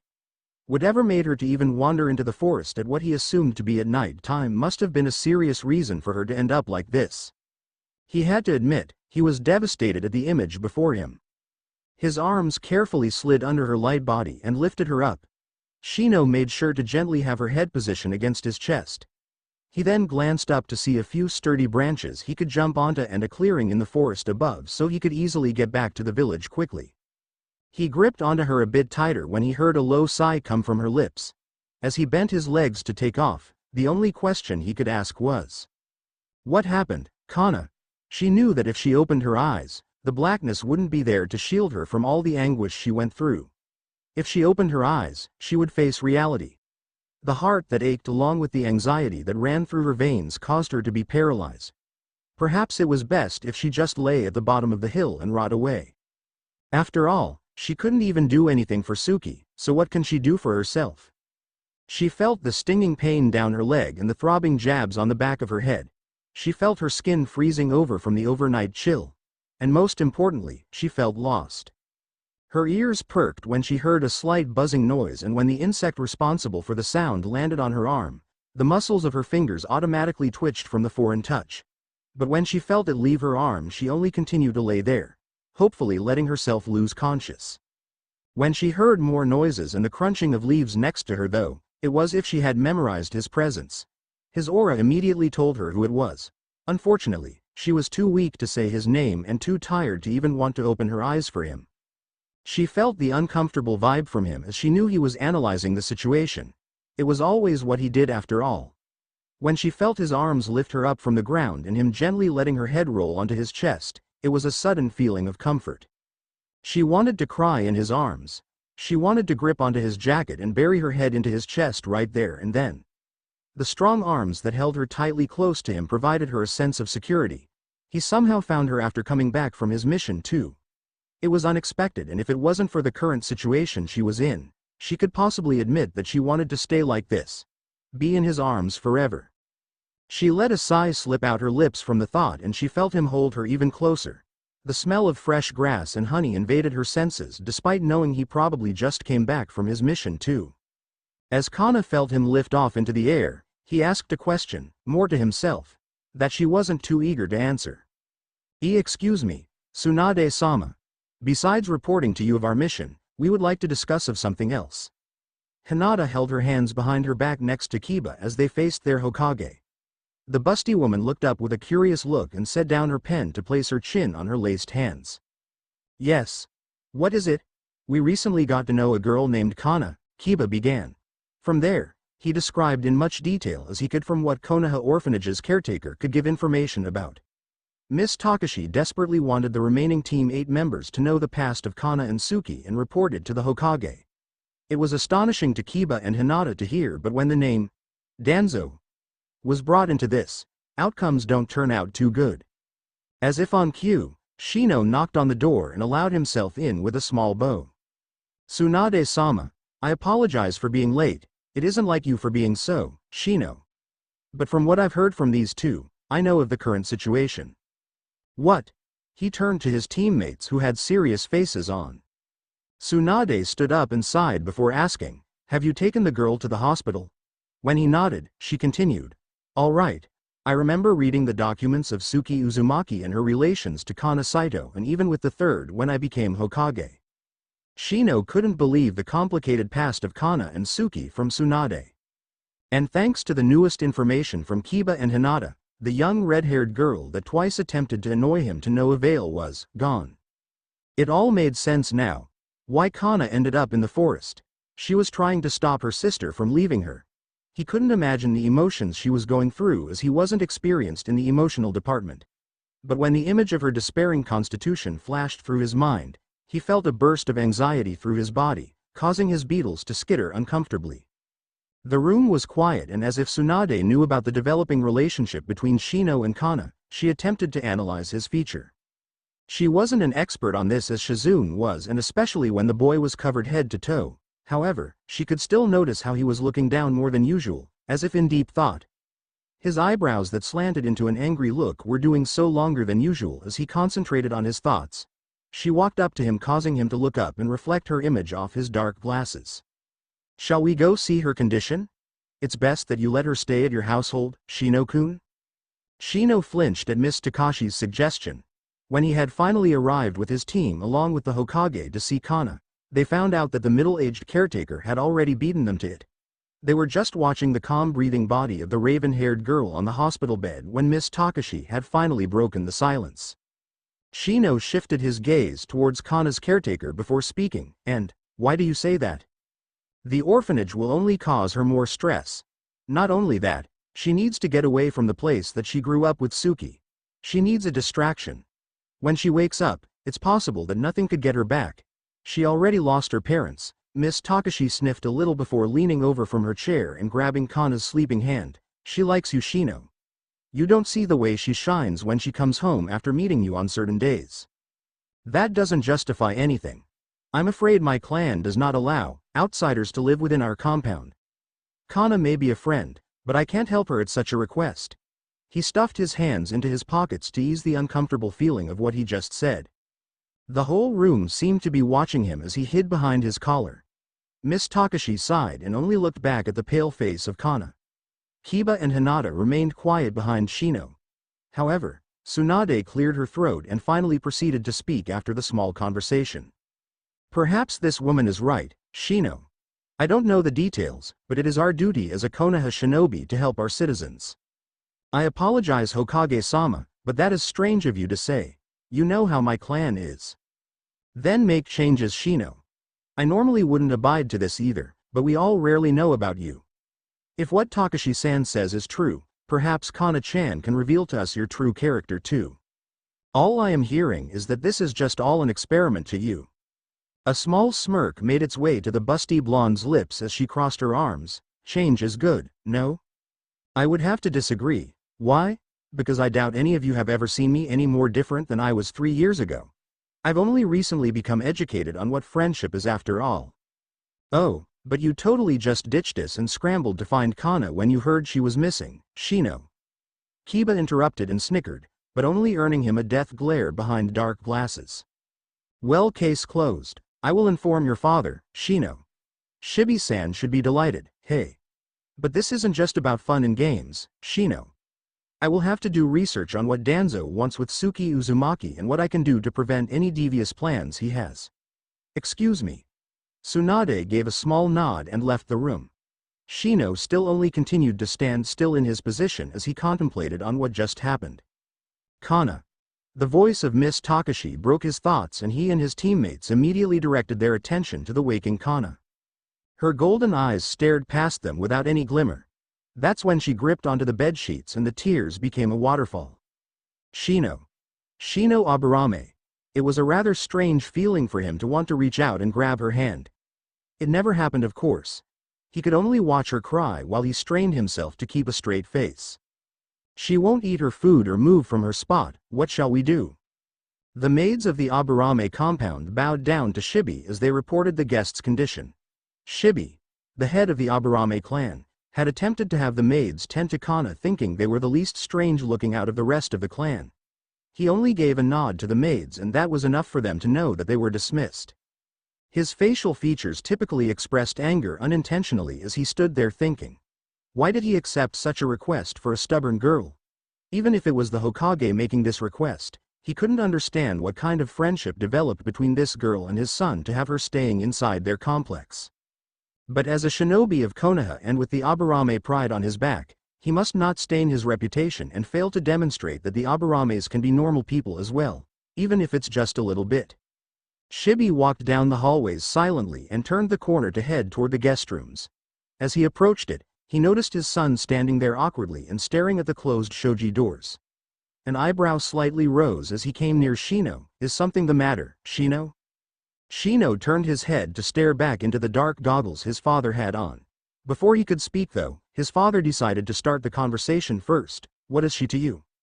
"I find it interesting how the Hokage specifically asked our clan to take in an outsider and tend to her. It's such a rare occasion that makes me wonder what relationship my son has with this girl. She is just a friend, one that isn't a shinobi and one that is an orphan. Where else could she go? It would only make sense if her caretaker request for her to placed in our care knowing she is fond of me." There was a surprising chuckle heard from Shibi as he stuffed his tan hands into his contrasting coat pockets. Come with me, son. I have a story to tell you. I believe Kana does not want to be disturbed at this moment either, and you standing idly there is of no use. His son almost gave him a wondering look but nodded and silently stepped away from the door to follow him, leaving the raven-haired girl at peace. My dear, do you know what would happen if we had a child? You've endured so much pain and agony to be the first outsider to marry into my clan already. I believe it was worth it. I knew what I got myself into when I fell in love with the heir of the Aburame clan. You are stubborn. And so are you. It's a trademark of the Aburames, no? I have to be strong-headed and able to be accepted as the next leader's wife. You are also strong-hearted. Shibi stared into the small pond that was placed in the center of their inner complex. The past memories of conversations with his wife suddenly came flooding back as he continued to rake his mind on how to start his story to his son. They were both just sitting at the edge of the hallway's wooden floors silently until Shino depicted a little impatience. Father, was there something you wanted to say? Now that I think about it, she reminds me of your mother. Shibi started abruptly. Shino turned his head to him as if saying, what? I've never spoke about her, have I? All I know is that she died of illness. Shino felt himself twitch a little, but wasn't sure if it was because he was getting uncomfortable of the subject about his deceased mother or if his beetles were just starting another cycle within him. Your mother was the first outsider to be welcomed into our clan. It took a lot of persuading for her to be accepted by your grandfather though. However, she had a very strong will that was able to show your grandfather she was good enough for me. Shibi chuckled. I wondered why this girl, Kana, was so stubborn, but I suddenly remembered it reminded me of her, your mother. Or do you think our clan is just so immune to exaggerated emotions that we don't understand why people express so much of themselves in just a split second? But we cannot be like them. Why? Because that's how shinobi should fight, not to mention that it permits us to control our beetles more accurately. Yes, I know, son, but when I met your mother, she was the one to cause chaos within our clan. She stirred us up and made us feel like we were the beetles and she was in control. When I first met her, I thought she was strange, yet my curiosity didn't let me stay away. And here I see it again, in you and Kana. We are only friends. Your mother loved me and you dearly, Shino. Even when she knew of what was to happen to a newborn child in the Aburame clan. Shibi cut in. Shino fidgeted his fingers inside his pockets as the conversation got more intense. He was finally going to hear what became of his mother. What kind of person she was before she passed away. The mother that gave life to him. At first, I didn't want a child. It took her great effort to gain the trust of our clan. She was only a common folk after all. Why would I want to put her in more pain of bearing my child and having it ripped out of her arms to be given as a nest to Kikachu beetles? Shibi gave a low sigh before continuing, but she insisted. She knew the leader of the clan should always have an heir and she wasn't going to let the clan down. It was her duty as the wife of the leader after all. So, she gave me a son. I've watched her back tremble as she watched our son cry while drowning in a pool of beetles.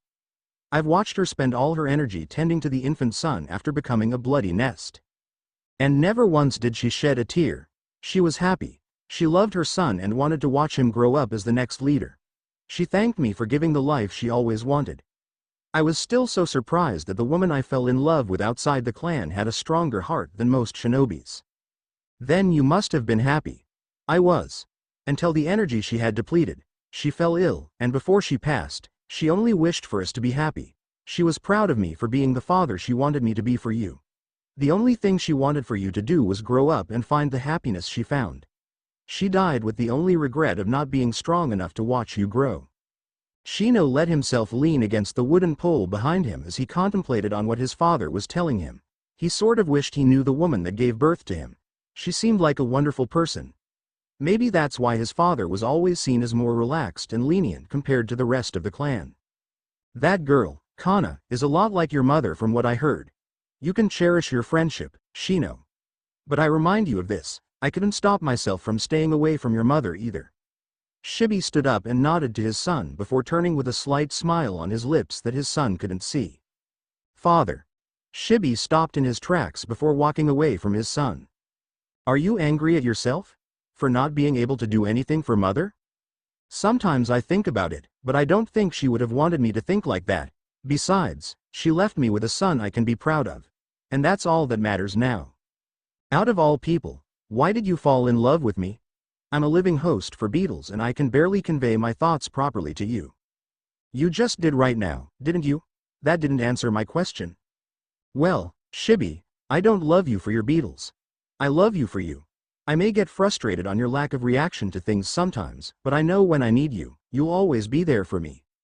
Shino gently knocked on the shoji doors but was met with a weary yet stern voice. I told you all to go away already. He had an urge to just walk away and leave her be, however, the other half of him told him to persist. He slowly slid the thin doors open to reveal Kana facing away from him. Her small body that laid in the futon on the tatami mats seemed so out of place in the plain room. Her black hair messily spilled behind her shoulders and the sheets were wrapped around her body oddly to indicate she had been tossing and turning for too long. The irregular breathing Shino could hear from her told him she hadn't had her rest well enough. Shino noticed the ripped bandages next to her. She had not been letting herself heal and had prevented the maids to change the bandages. Kana, he said lowly. Shino. He took a few steps and hesitantly kneeled next to her. A few moments passed by without her turning to him. Shino was always patient to everything, but this was something he has never experienced. It was funny to say that this was something that he found himself difficult to be patient for. Why won't you let the maids help you, Kana, please, you can't continue being like this. I didn't ask to be placed in your care, you know, I objected to it too. It was the Hokage's orders upon Takashi-san's request. Shino, I'll be truthful with you Kana. You can't change anything. Why? It was her choice to go. What happened isn't your fault. There was a moment of silence until a slight sob broke it. Her body trembled as he noticed her outstretched arms on the other side grip the blankets. It just hurts, Shino. It was pretty much uncontrollable on what Shino did. He had finally let go of his suppression and allowed whatever his body wanted to do. It was strange, yet the new feeling kind of amazed him. He reached forward and placed a hand on her head to gently stroke it. Kana stiffened and stopped her sobs. She realized it must have taken all of his power to be comforting her in such a way. Both of them were surprised and only allowed the silence to consume them. She then finally stopped him by placing her hand on his and slowly turned her body toward him. Shino examined her features. The dark lines under her red-brimmed eyes were so contrasting against her pale skin. She moved his hand to her cheek to feel how cold she was. He felt the hair on his neck raise and his beetles shudder as he stared into her eyes. Perhaps she was trying to thank him for being there for her. Whatever it was, the golden eyes that pierced right at him were beginning to regain its hope.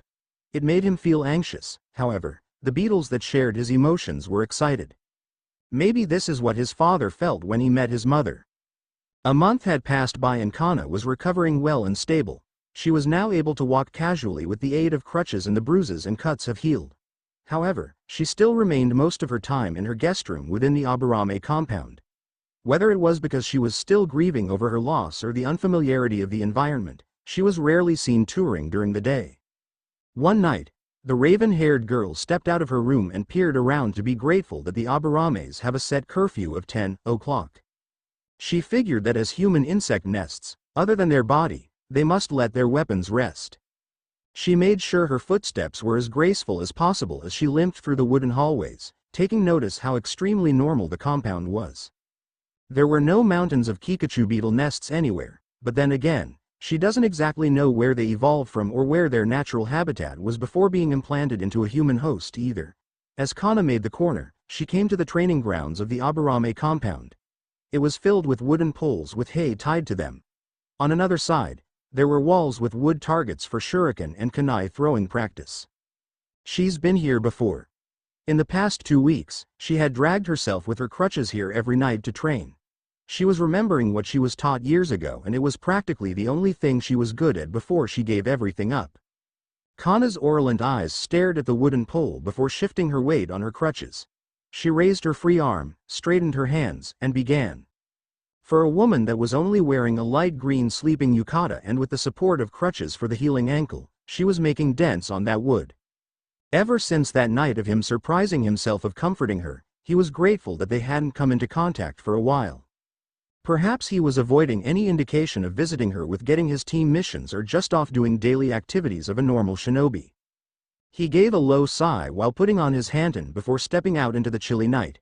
Shino rarely took late-night walks, but something was on his mind. Was it the strange feeling he was getting from the atmosphere, or was it just not interacting with her in such a long time? The last time he had barely seen her was when the Hokage assigned multiple missions, which resulted in him turning rather eager to see her again. What was happening to him? As Shino pondered, he turned the corner but turned back to hide behind the wall when he heard noises coming from the training grounds. Why would any of his members be up at this time? Was it an intruder? As he peeked out from behind the corner, his eyes slightly widened as he witnessed Kana moving in a way he never thought she could. She raised her right arm with her palms facing the wooden pole, her left arm clutching onto the crutches with a strong grip. Shino was about to go out and stop her from her foolishness until she began to shift her weight onto the crutches and used her right arm and legs to pound onto the pole. Shino had to admit that it wasn't too bad for a crippled girl with no extensive training, but he knew it was going to go nowhere. When Kana stood up straight again, she wiped the sweat rolling down her forehead and tucked a black strand of hair behind her ear. She blew a breath out and closed her eyes in an attempt to relax. Is this enough? Of course not. She'll never reach Suki with the amateur training she's doing now. What are you doing? Ah! Kana lost balance and fell over. She squinted as she landed and rubbed her side and looked up to see Shino, who was staring rather displeasingly down at her. I was. You can't possibly be thinking of becoming a shinobi now, are you? Shino asked as he bent down to offer his hand, his eyebrows furrowed with worry. Kana scowled and her golden eyes seemed to become fiercely bright against the night, making Shino wonder why she was giving him such an expression. What are you trying to say, Shino? I'm just trying to become stronger, and if that's what I have to do to get Suki back, then I will. She declined his hand and struggled to grab onto her crutches and got back up on her feet. Kana. She looked away while both her hands held onto her crutches. You're being foolish. Shocked to hear this from Shino, she turned to glare at him. What do you know? I may not know what it is like to lose somebody, however, I do know it was her choice to go. She doesn't want you coming after her. If anything, she left to test her own independence. Kana, if you try to become a ninja now, it'll only cost you your life, and I don't think that's what she wants. I may be your friend, but I do not want to commend you for your efforts right now. Why?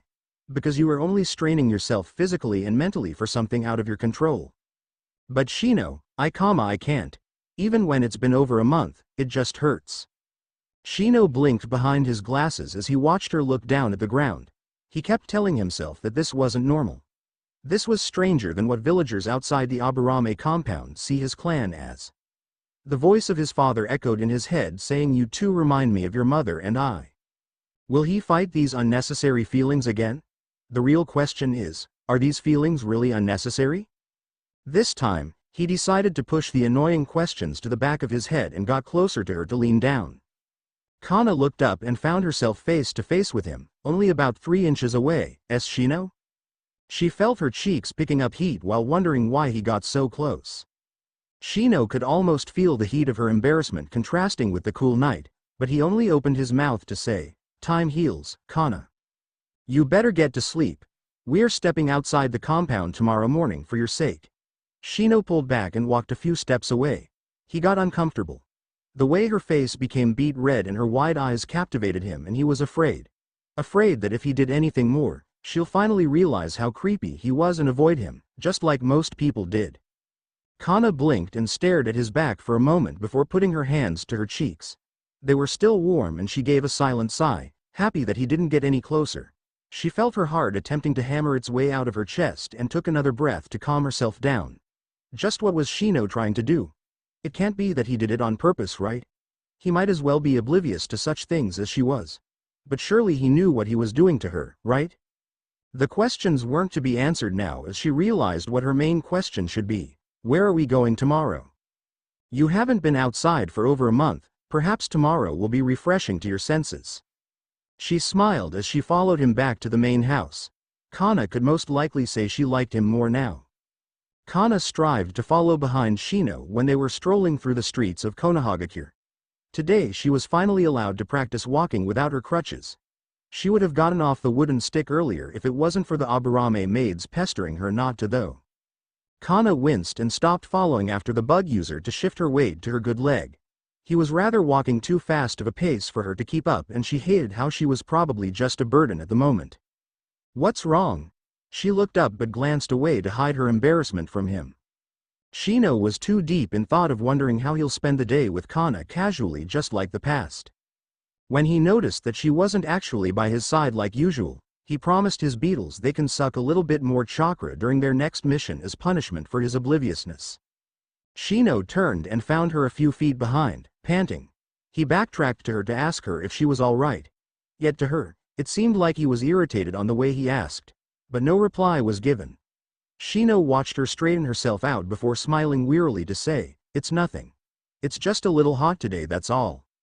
I apologize for not remembering that your ankle is still healing." He furrowed his eyebrows, the only thing to indicate his changing expression behind the high collar. "You must be exhausted, and I haven't even said where we were going yet." "Oh no, Shino, don't worry about me."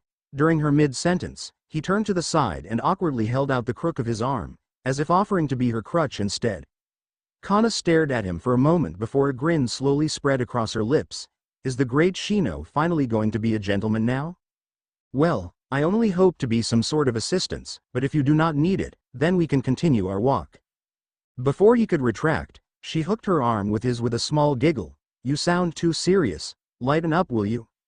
They began their walk in silence again. This time though, Kana was starting to notice a few people staring at them as they passed by. Mostly teenagers though. Occasionally, she noticed some shinobis squint their eyes at them as they passed by, as if in disbelief. Do not let the judgment of others affect you. Let them think what they want. Why? Because they should know that friends are not limited to same gender. Shino's low voice interrupted her. I guess, Kana nervously agreed, known for a fact that friends don't just walk down the streets arm in arm. It was probably even stranger to the villagers when it's Shino with a girl. Attempting to change the subject, she remembered how last night he still wore his dark glasses at night, so this started with, "Shino, when do you not wear your glasses?" He glanced down at her, surprised with an abrupt question. "I never take them off. It's the same as when other people need prescription glasses. It's part of the Aburame clan's life." "Really? Not even when you sleep? People with normal glasses take them off sometimes, you know." "I've already told you. The Aburames have become accustomed to always wear their sunglasses, and without it we feel exposed. Just like how our beetles would rather live inside a human host than just a normal nest." "What about when you bathe?" "Always." "I see." Little did he know that one day, she'll definitely see those eyes of his. Ino Yamanaka was busy setting out displays of flowers until she noticed something in the corner of her eye. She would have been irritated if she realized her friend didn't bother to greet her, but she was well distracted. Kana had passed by the shop and Ino's eyes trailed to see Kana's arms hooked around Shino's arms. Shino Aburame. The reminder of the Bug Clan sent shivers up her spine. However, she didn't notice the way Kana was limping. She only focused on how they seemed, like a couple. Seriously, out of all the boys, Shino, Ino, are you looking at what we are looking at too? Ah. The purple kunoichi turned to see the rest of Team 8 standing behind her, as if they appeared out of nowhere. When did you guys come here? Let's just say we saw them strolling and wanted to see what they are up to. So basically you're stalking them. More like not fast enough to catch up and say hi. Kiba grinned but Hinata shocked her head in disapproval. Besides that, are Kana and Shino a couple? Haha. No, but they should be, huh? Kiba chuckled and Hinata slightly blushed. The topic of romance always made her feel embarrassed. Ino raised an eyebrow as if questioning what he meant by that. So here's how it goes. Thank you. The same way she said thank you only reminded him of the very first time he met her. He turned to see her piercing gold eyes again. It was nostalgic, only this time, they weren't strangers. They were sitting at the usual tea shop in silence before she spoke. For what? I feel like we've had this conversation before, except that time Suki was there. Don't worry Shino, I'm fine now. I've thought about what you said last night, and you're right. I have to move on, don't I? If I remained sad, I would become too weak to even function. She sighed and sipped her jasmine tea before tucking her black hair behind her ear. So thank you for making me realize this and taking me out today. He remained quiet as he watched her from the corner of his eye. She was finally gaining color back to her cheeks. Her eyes regained its sharp color, and she became lovelier than ever again. Wait, lovelier? The first thing he should do when he got home would be to sort out his thoughts. The bug user placed his cup to the side and leaned back against the wall, but he suddenly felt her soft hand gently place onto his. Astonished, he glanced at her, only to see her turned away, her ears red from probably blushing. Ka! A shadow accompanied with a yell was seen in front of them, and next thing they knew, Naruto had fell from the sky. Kana quickly retracted her hand and placed them on her lap, as if not wanting anybody to witness a rare moment. An odd feeling of disappointment rushed through Shino, but he pushed the feeling to the side and quickly got up to tower over Naruto once again. I see that you all did not learn your lesson, Wa, Shino, Kana. It's nice to see you again. The blonde-haired ninja grinned as he patted himself down. The old granny Hokage wanted me to leave for my mission as soon as possible, it seems. Punching me like that, tch. He mumbled to himself. He then looked back and forth between Shino and Kana. Oh, am I interrupting another date again? He soon noticed Shino had a dark aura around him and nervously laughed. Shino, it was a joke.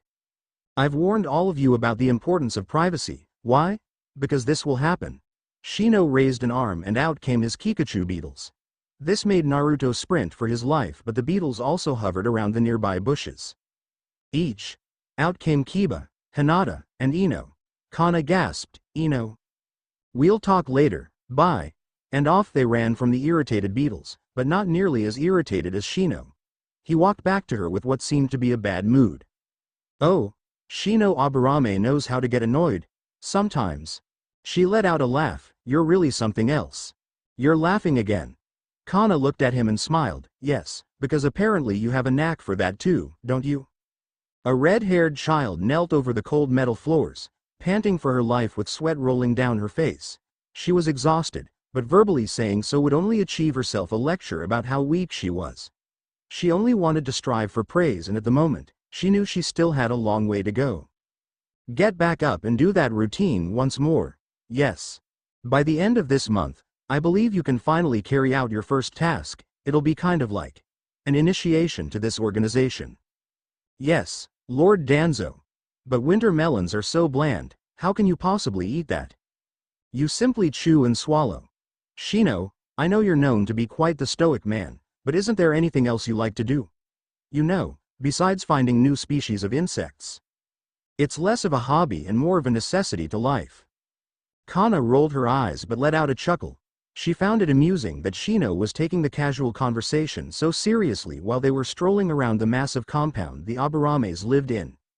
While she enjoyed his company very much, sometimes it was difficult to add some humor into it. How is your ankle, Kana? She glanced at him to see him already looking down at her, his eyebrows knitted together. Shino was such a worrywart. It's much better now, see? She took a few steps ahead of him to twirl. It aches here and there from time to time, but it's manageable. I see, that's good. Shino? He only waited for her to ask her continue. His silence was enough to give her permission to proceed. Would I have to leave once I'm fully healed? Takashi-san told me to not come back yet, and as harsh as that sounds, she doesn't want me back at the place I grieve apparently. I've told her that I was fine now, but she insisted that she'd talk to Shibi-san if the clan doesn't want me around.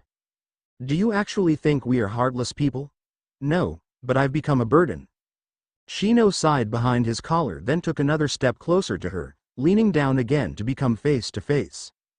Kana realized he was doing this more and more often now, and every time he did, her fair skin would quickly pick up heat. She attempted to look away from her reflection in his dark glasses before he said, Do not worry about it, Kana. You're welcome to stay here as long as you want. Although my clan tends to not agree with the idea of outsiders, my father is rather lenient on you. He pulled away and walked ahead of her, because you're a close friend of mine.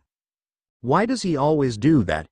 Kana sighed and crossed her arms into her blue yukata arm sleeves before following after him, frustrated and confused as to why he isn't realizing what he's doing to her. Little did she know that it was just Shino's way of trying to get comfortable with her.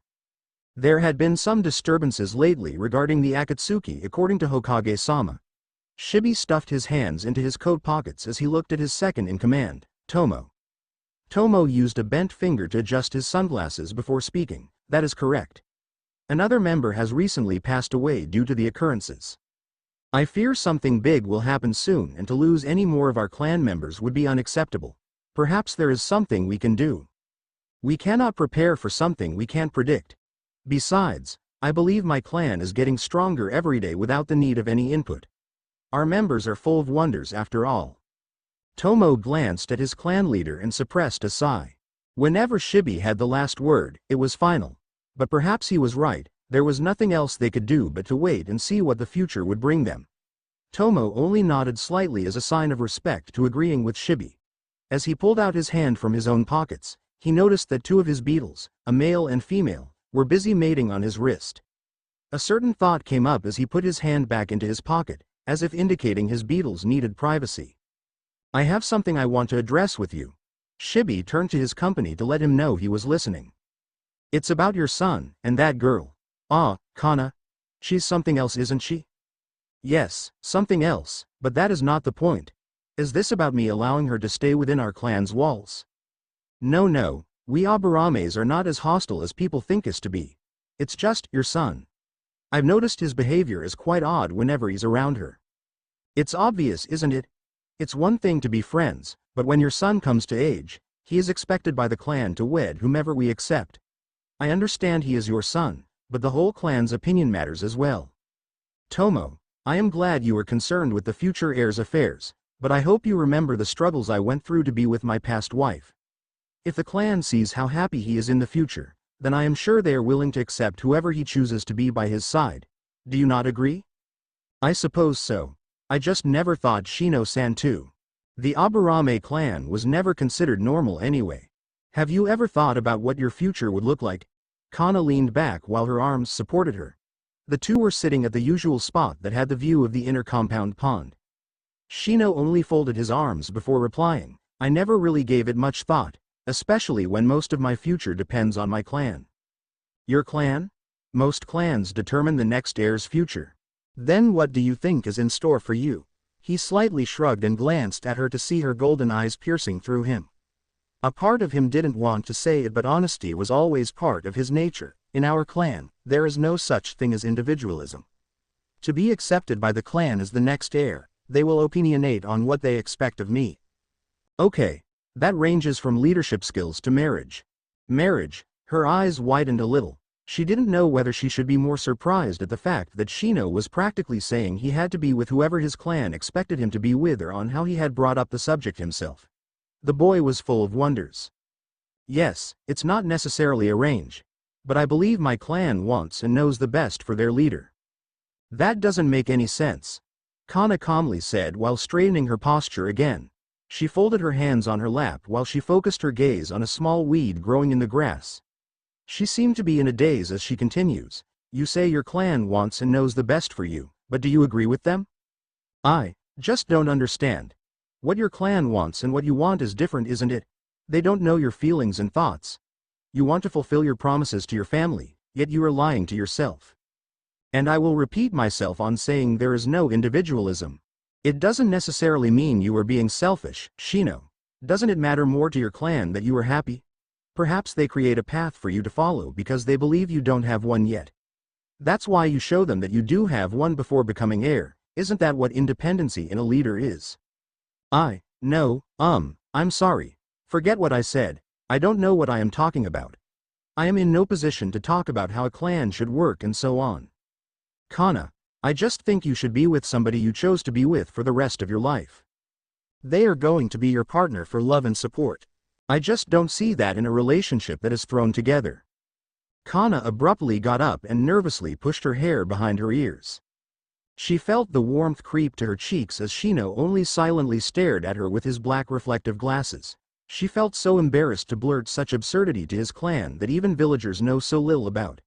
She fidgeted with her fingers a bit before bowing slightly to him. I apologize for saying what I said. I understand if you view them as insults even.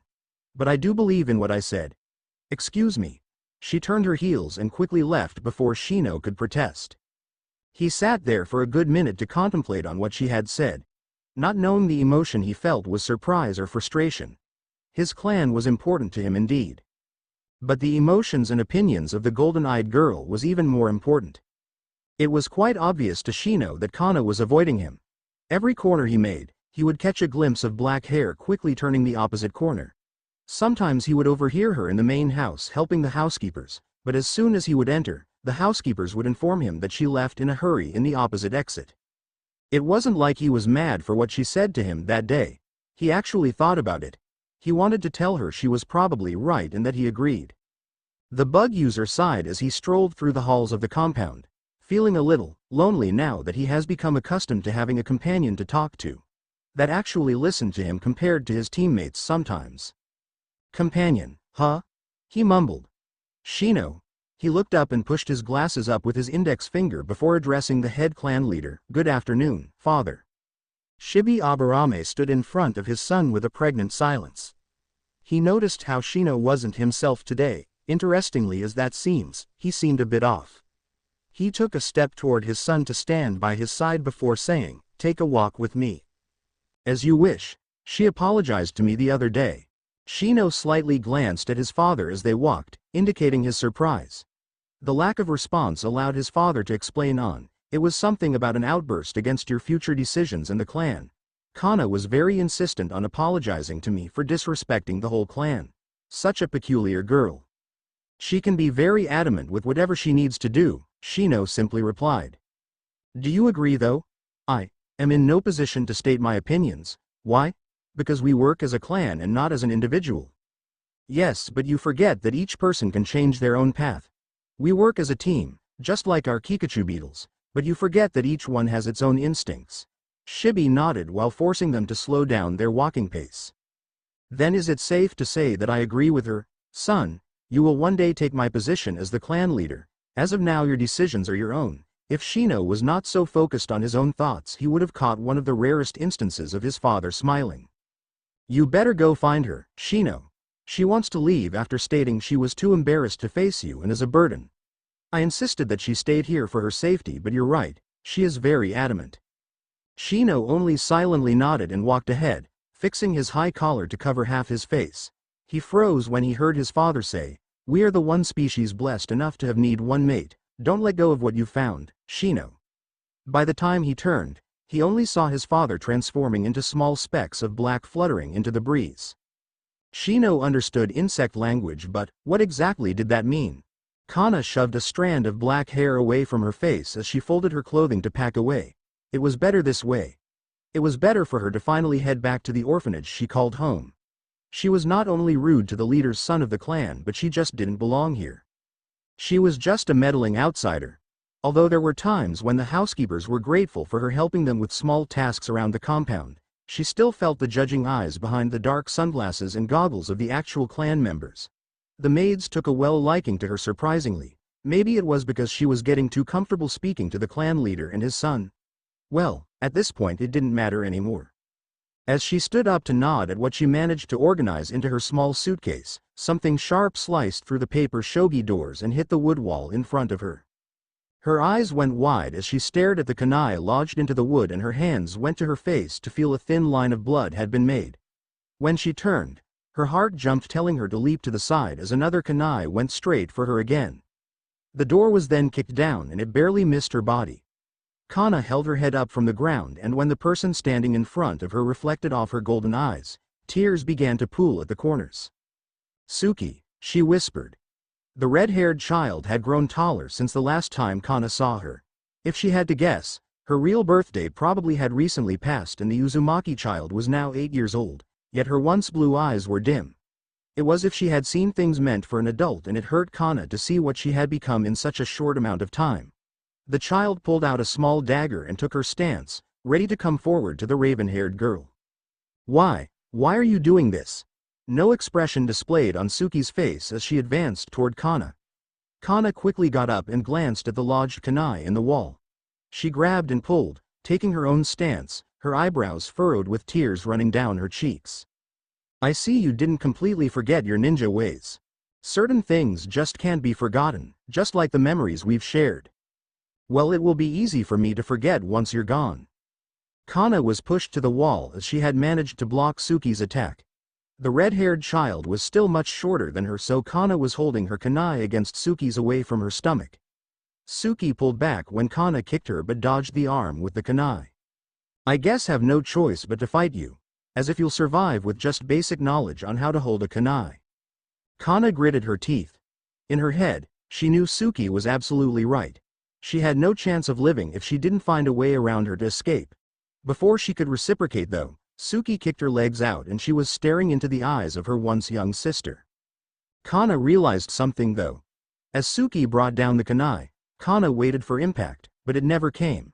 She opened her eyes to see that the child was clawing at her neck. A ring of black Kikachu beetles were tightening around her neck. She noticed Shino at the broken entrance with his arm out with a black mass pouring out of his sleeve. The young child was then raised into the air and the beetles now engulfed the small body of Suki. Wait! Shino! Kana cried, but before anything else on their end happened, Suki's body burst into flames and the beetles burned into ashes. The young assassin fell to the ground gagging and coughing and she glared at the green-coated man. Shino stared at her with his dark glasses. I see you've discovered your fire element. You won't see the last of me. In a puff of smoke, she was gone. Kana stood up once again and slowly walked to Shino. Her reflection on his glasses showed him sadness. He dared himself to use his thumb to wipe the remaining tear down her cheek. She flinched in surprise with his gentle gesture and she looked at him. He kept his hand there to only ask, "Why did you stop me?" She was out to kill you. No, Shino. She gently took his hand down, but didn't let go. Her eyes showed fear. She didn't want to. Kana, I don't think you understand. When a ninja has a mission, fear or not, they cannot fail. Her fear wasn't because she was afraid to lose you. It was more so of what would happen to her if she didn't complete what she was told to do. I suppose you were right. Perhaps it's time for me to let go then. She's a changed person. She glanced at her bags, not knowing what to do after this incident. Her whole body was just numb now. She wasn't ready to forget. Suki was wearing the red scarf Kana had given her. And she only knew that time would only reveal the future. She wouldn't give up on Suki just yet, but for now, she could only forget about the girl she once raised. Shino glanced at Kana's bags and retracted his arm, shoving it back into his pocket. I want you to stay here a while more. She gave him a questioning expression and he could only continue. After what happened, I can't be too sure if you're ever safe now. I just want to protect a friend. A sad smile formed her lips. All right then. I guess it's only fair since you just saved my life. He nodded as a response and turned away. I am going to report this to my father. Please let me know if you need something. He paused a little longer, making Kana slightly cock her head to the side, wondering if he was fine. Never mind. I will talk to you later. As he walked away, he took note to let the housekeepers know of repairing the damage. He just wanted to help her, but it only seems she was becoming distraught more and more from the events happening around her. He just wanted to let her know he agreed on what she had said before. And that he wouldn't let anybody hurt her anymore. Kana never spoke to Shino about the incident again after a week has passed. In fact, she seemed a little off to him as of lately. Whenever they spoke briefly, her smiles never reached her eyes and there were times when he found himself repeating his sentences due to her vacancy in presence. It annoyed him. It was only until his increased duration of furrowing his eyebrows that his teammates took concern. They were walking through town coming back from a small mission and Kiba, with his arms behind his head, glanced toward Shino. Oi, you all right there, Shino? You seem more glum than usual. Perhaps it is Kana again.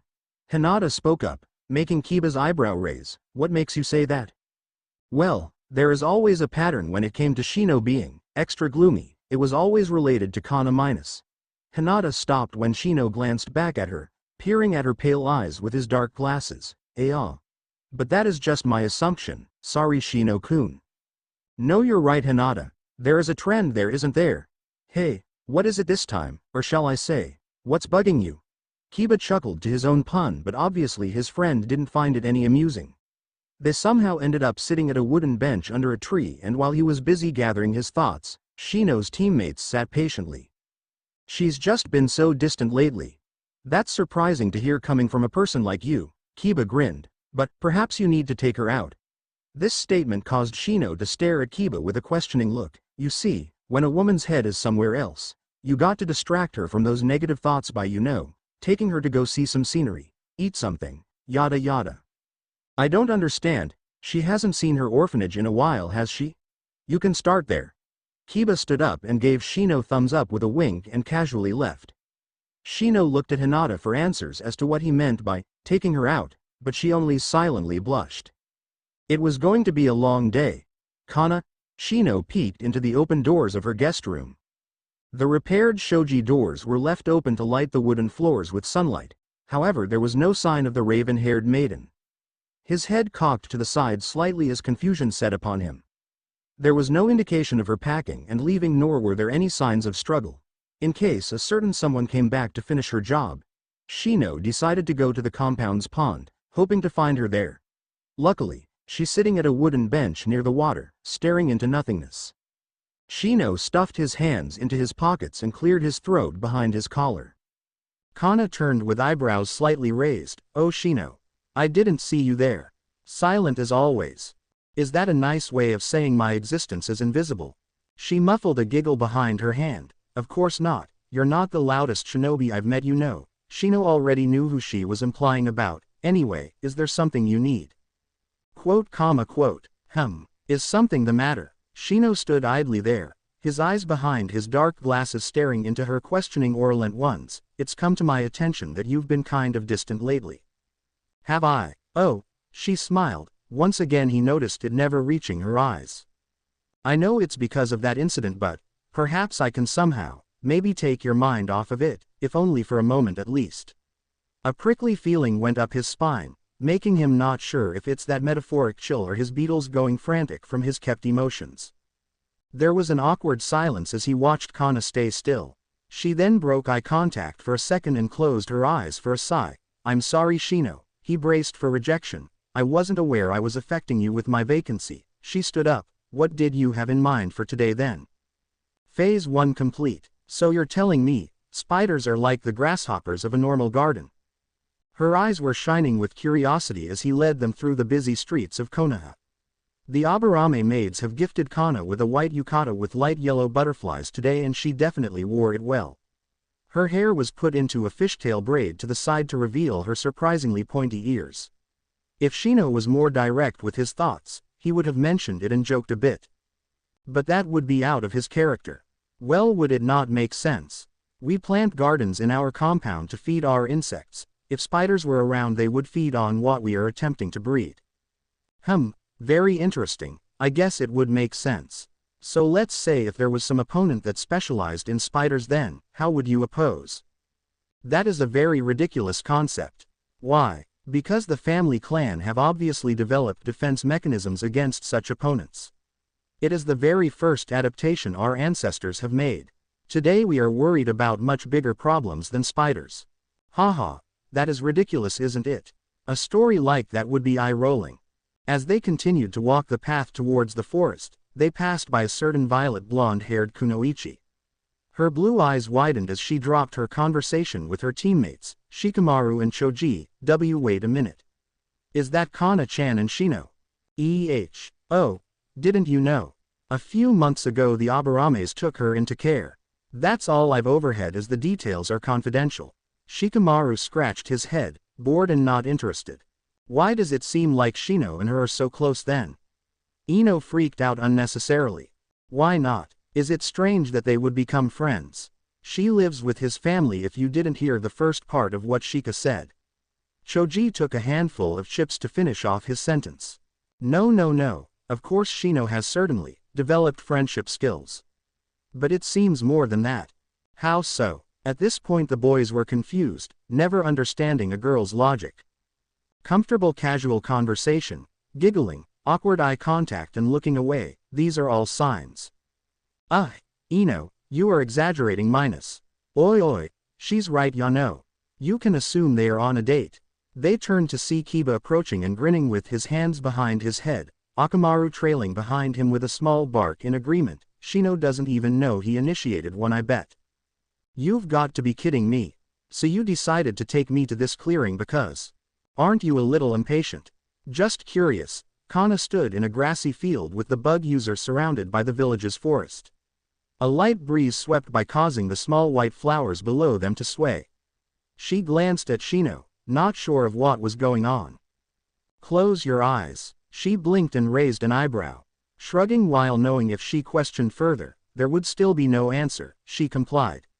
After a minute of standing still and waiting, she found herself growing impatient. "Shino.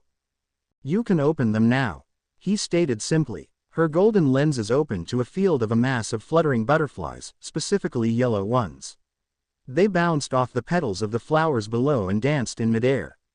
A few landed on Shino's head without bothering him as they surrounded them. "This is amazing," she gasped. The Papilio machaon, also known as the yellow swallowtail. They only come by here twice a year to find a mate and feed on the nectar of these flowers before they head off to breed before the winter. I usually come during this time of the year to make sure their cycle is following the annual calendar.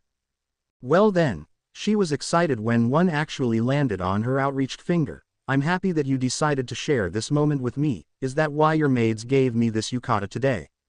"It is a coincidence. But somehow sharing this with you this year makes it more entertaining than any other year." "Oh, why is that?" Quote.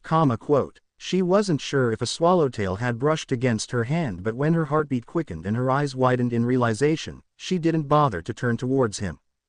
Her cheeks picked up heat and she only hoped he wasn't watching the redness reach to the tip of her ears. It was different from all the other times when she would grab him to come along with her to any destination. It was different because they were already where they needed to be and he had initiated it. They stood there in silence with the occasional fluttering of wings near their ears. There was only one thing they could think about while their fingers were intertwined. "Kana Nichan." Kids poured out of the orphanage when the two arrived. She almost expected to see a red head in the crowd but told herself to not start the sad memories. "Shino-kun told us you were coming to visit today." Miss Takashi came out with a smile. Kana glanced up at him. She was surprised he planned this out. She grinned and hugged all the children while stating she missed all of them. It was only until one of them asked a painful question that silence befell on them. "Where is Suki-chan?" Kana blinked a bit and stood up, smiling solemnly. "Well now kids, why don't you all head in? It's about lunchtime now, isn't it?" Luckily children had short attention spans. As they watched the children go back inside, Miss Takashi stayed back to continue their conversation. "How are you, Kana? It feels like forever since I've seen you. You've lost a little weight, haven't you?" "Nonsense. I'm doing well, other than a dangerous encounter a week ago." The middle-aged woman gasped. "You don't mean?" Kana only replied with a head shake, eyes closed. "We can only hope that she returned to us on her own. For now we can only move past it and keep the other children from finding out what happened to one of their family members." "I suppose you are right. Well, it was so nice to see you again, Kana. I'm glad the Abarames are treating you well." Miss Takashi grinned at Shino, who chose to remain silent the whole time. "Please continue to take care of her, although I doubt I have to ask for that favor." She winked and walked back inside. They stood there once again watching her usher the rest of the children back in. Kana turned and looked up at him and smiled. He realized her smile finally reached her eyes. "Thank you, Shino. It is the least I can do. I'm so glad to have you in my life. I don't know where I would be without you today." He felt his beetles skitter under his skin. Her words made him felt warm. It was the first time in his existence that anybody has told him that. He wasn't sure what to say or to do as he stared into her golden eyes, the eyes that always told the truth when she was direct with her thoughts. He only wished that he was just as direct, but perhaps maybe his actions can speak for him. "Shino." He unzipped his collar and laid his hands on her cheek, surprised at himself for not shaking. He felt her cheeks warm but also felt her hands on his, not pushing away. "You have no idea how much you had impacted my life," he said as he felt her smile against his palm.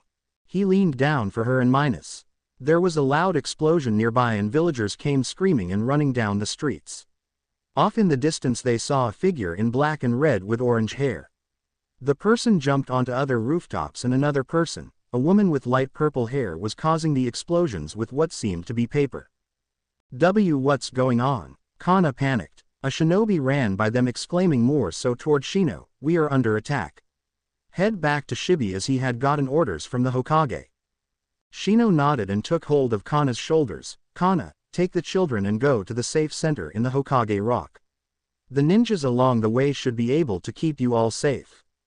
Shino Go. There is no time. She nodded but quickly grabbed his collar and pulled him down, surprising him. Their lips met briefly, urgently in fact. But they already knew they didn't have time to think about it when their village all of a sudden became under alert. I don't know what's going on or what will happen, but please stay safe, Shino. She hugged him one last second and ran to the children running frantically out of the orphanage along with Miss Takashi, now directing them towards a safer path. Shino zipped up his collar and glanced one more time at the raven-haired woman before taking off towards his clan, wondering what the future will become of now. Never have she thought she would ever enter a state of fear for her beloved village. The village that her parents once fought so hard to save and sacrificed their lives for is once again, on the brink of destruction. Kana had her arms around some of the children as they quivered from the explosions and rumbling outside of the walls. The Hokage Rock was where villagers were evacuated for safety, and while it was enforced with steel and marble from within, some Junin shinobi stood aside to make sure none were to be injured.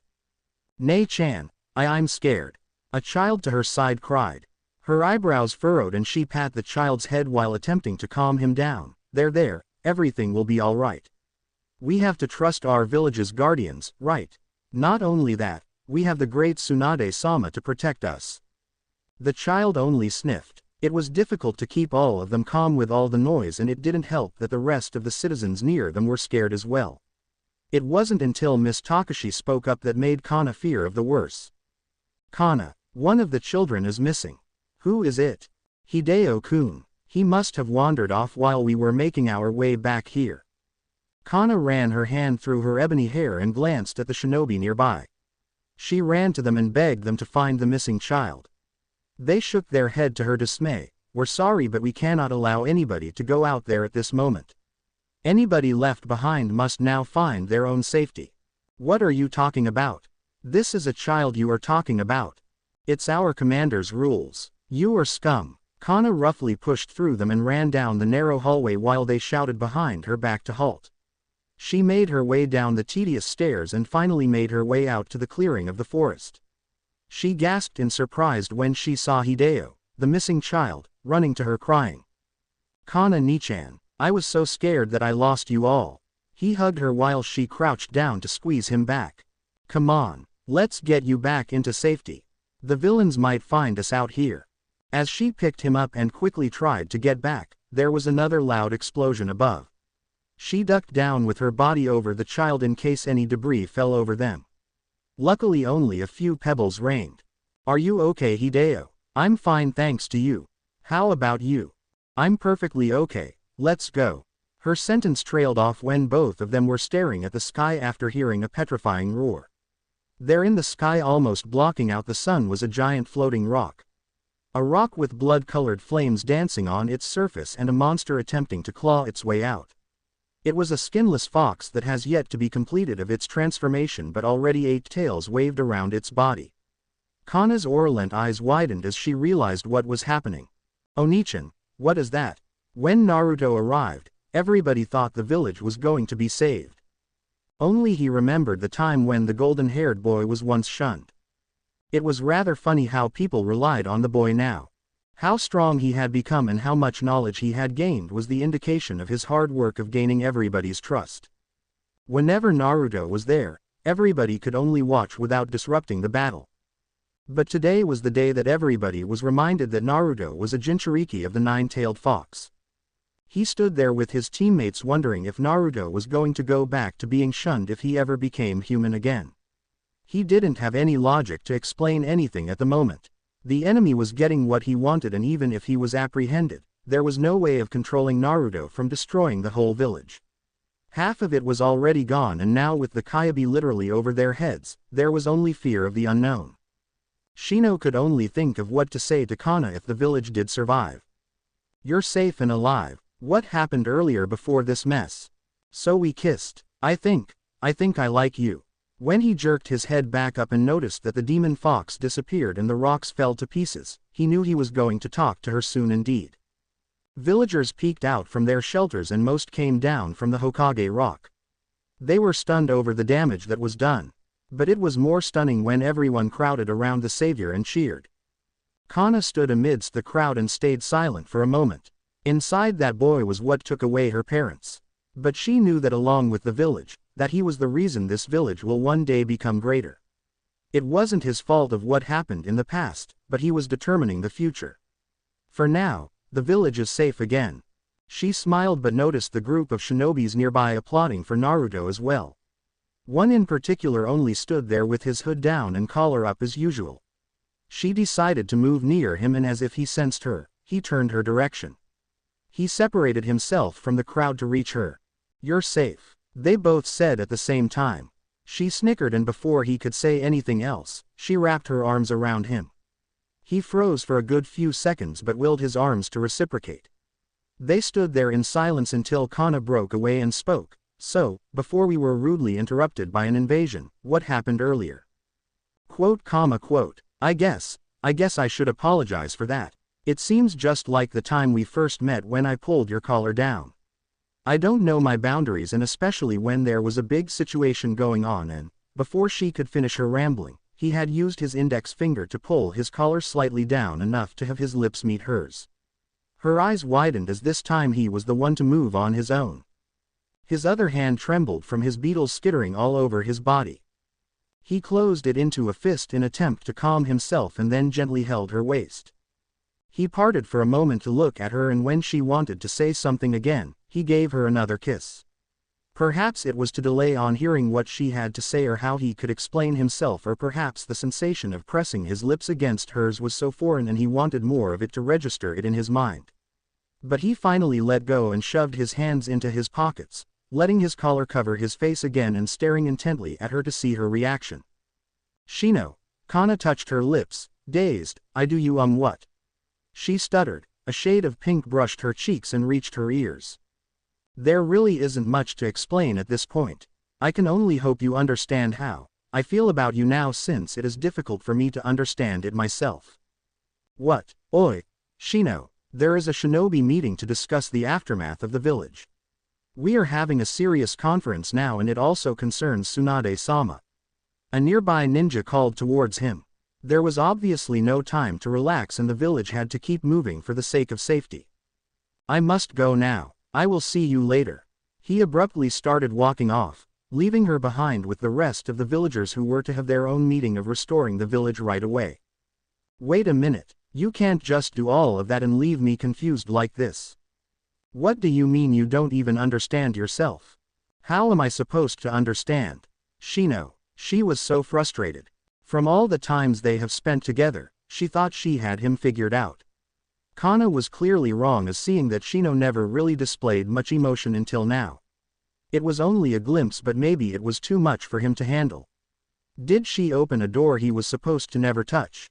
Just when she thought he was opening up to her, he showed her so much, and now he was going to walk away.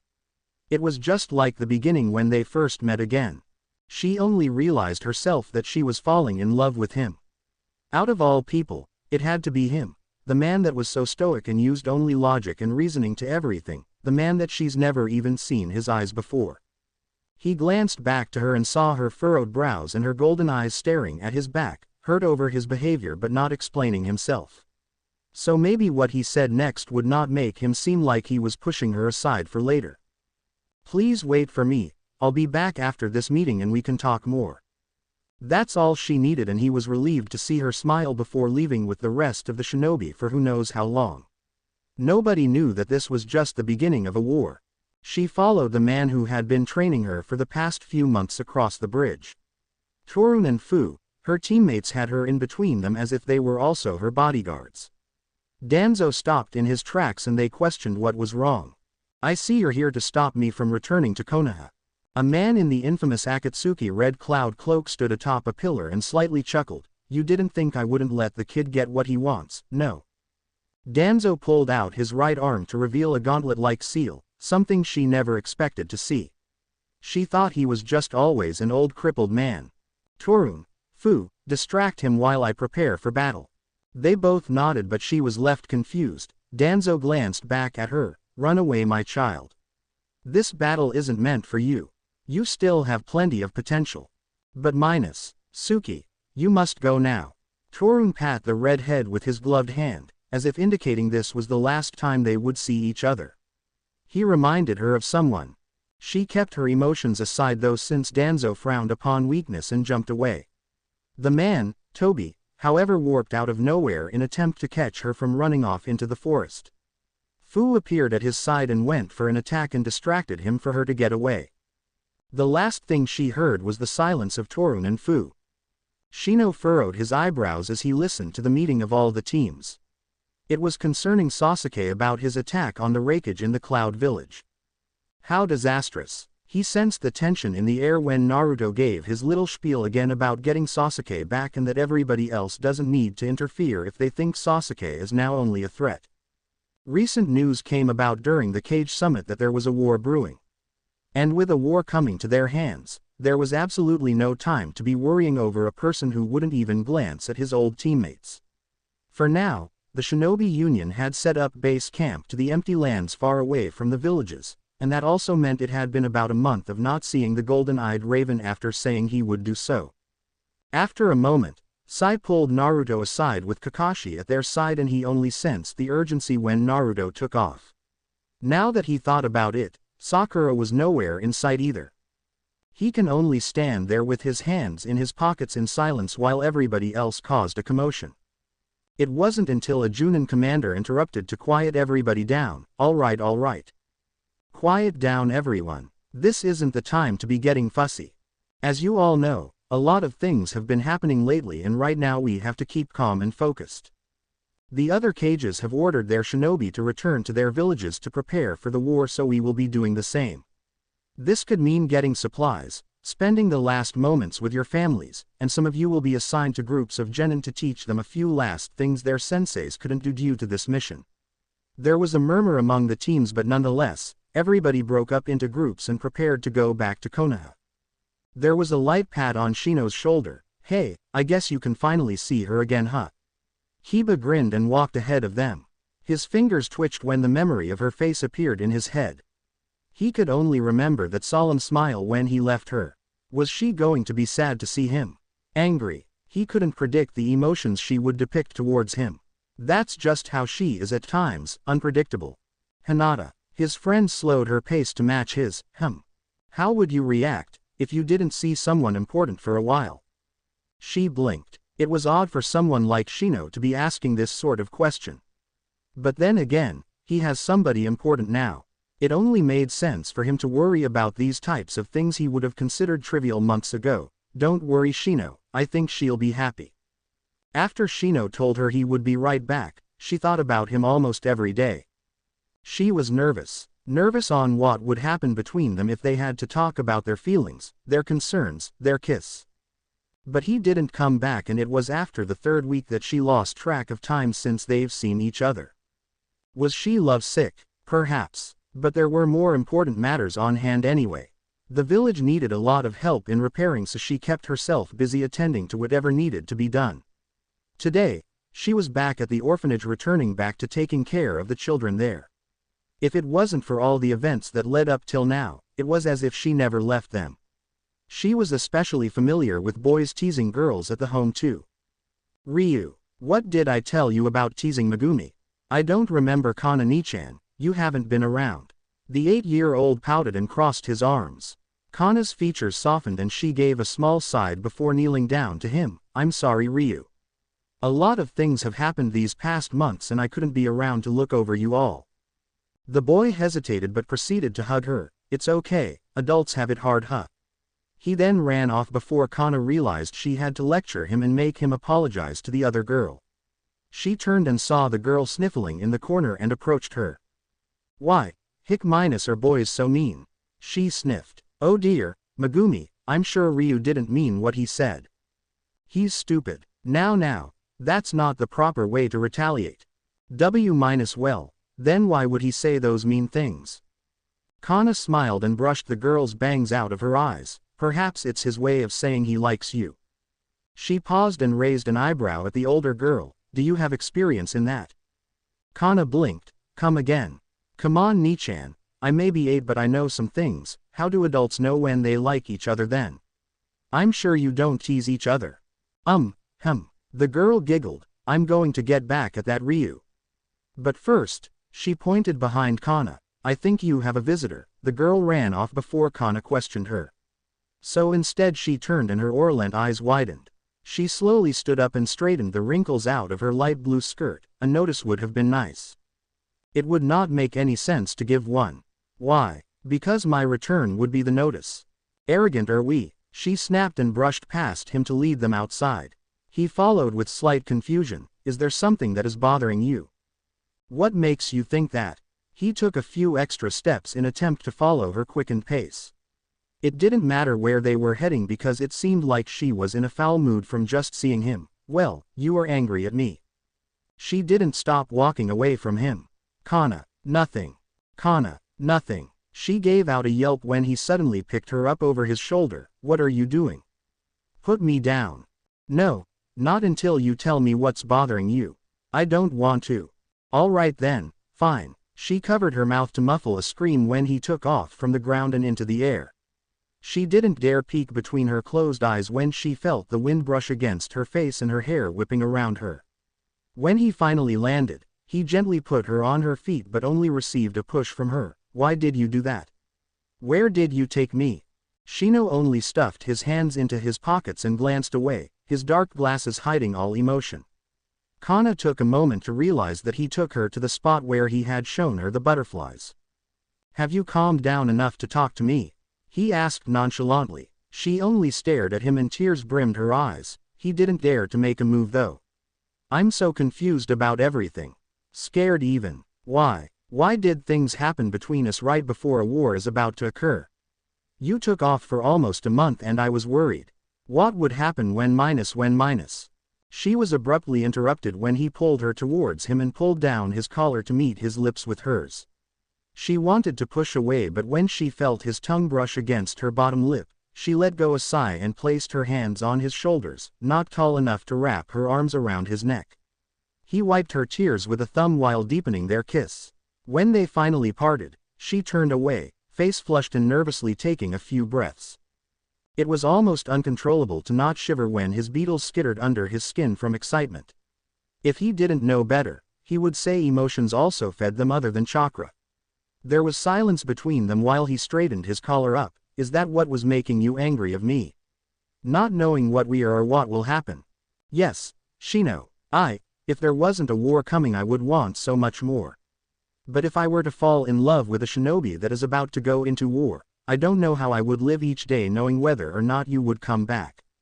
Kana, if I went into war tomorrow, you wouldn't think of me if we were not to specify what our relationship is today then. She turned away to twirl her hair around her fingers, nervous of answering. All right then, just tell me you don't any feelings for me then. And we will never see each other again.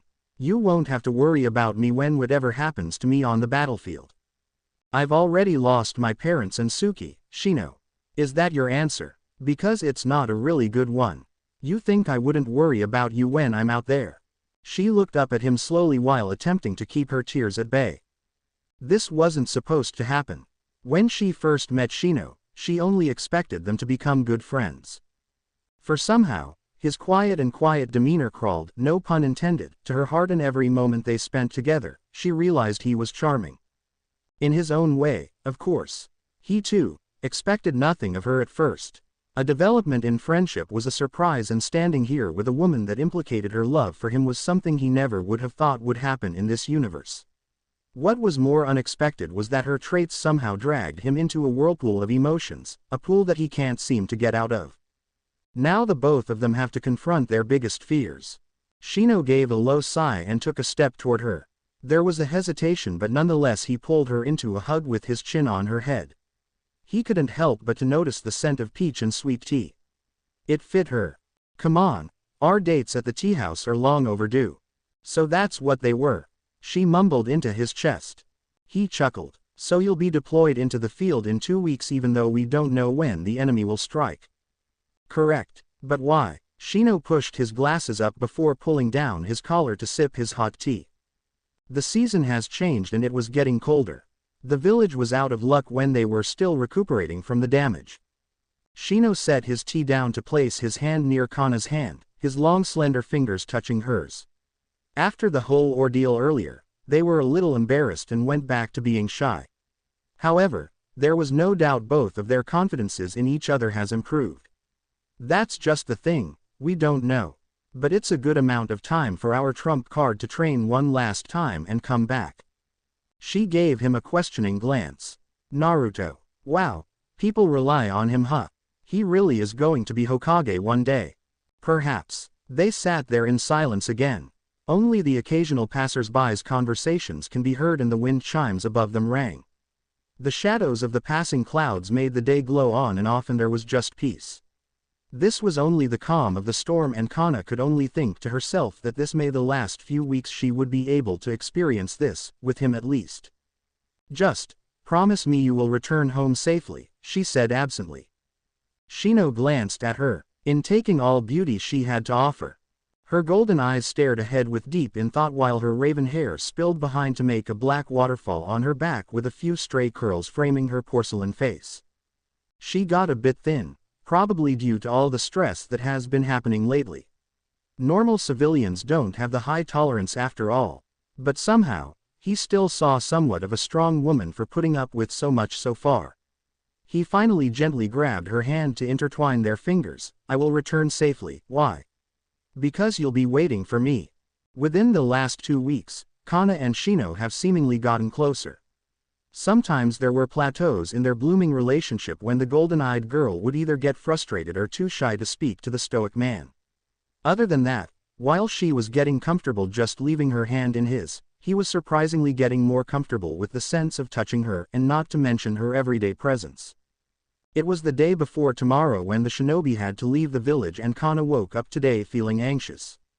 Almost depressed even. The thought of her friends going into war and not knowing if they will come back created a dark cloud above her head. She got up and pulled on a light blue long yukata with white lining to the edges. She sighed while clipping half of her hair back and went to fulfill her morning routines. After that, she headed downstairs to greet the kids. Yes, she was back at living at the orphanage even after the village was being repaired and the Aburame clan's compound was quickly reconstructed. She couldn't burden them any longer even if Shino hinted that she was always welcomed. She exited the orphanage and walked down the path toward the marketplace. Taking in all the loudness of laughter, workers, kids playing on the street, and everything else that would make her believe everything is okay. She frowned when she found herself wallowing in negative thoughts of how the villagers don't show enough gratitude to their shinobi, how they are kept safe from dangers. But she reminded herself that she too is one of them, and it was a choice. She moved on. Kana stopped by Ino's flower shop and was greeted with a bright smile from the purple kunoichi. Kana. It's been so long since you've stopped by. I apologize, Ino, things have been hectic lately.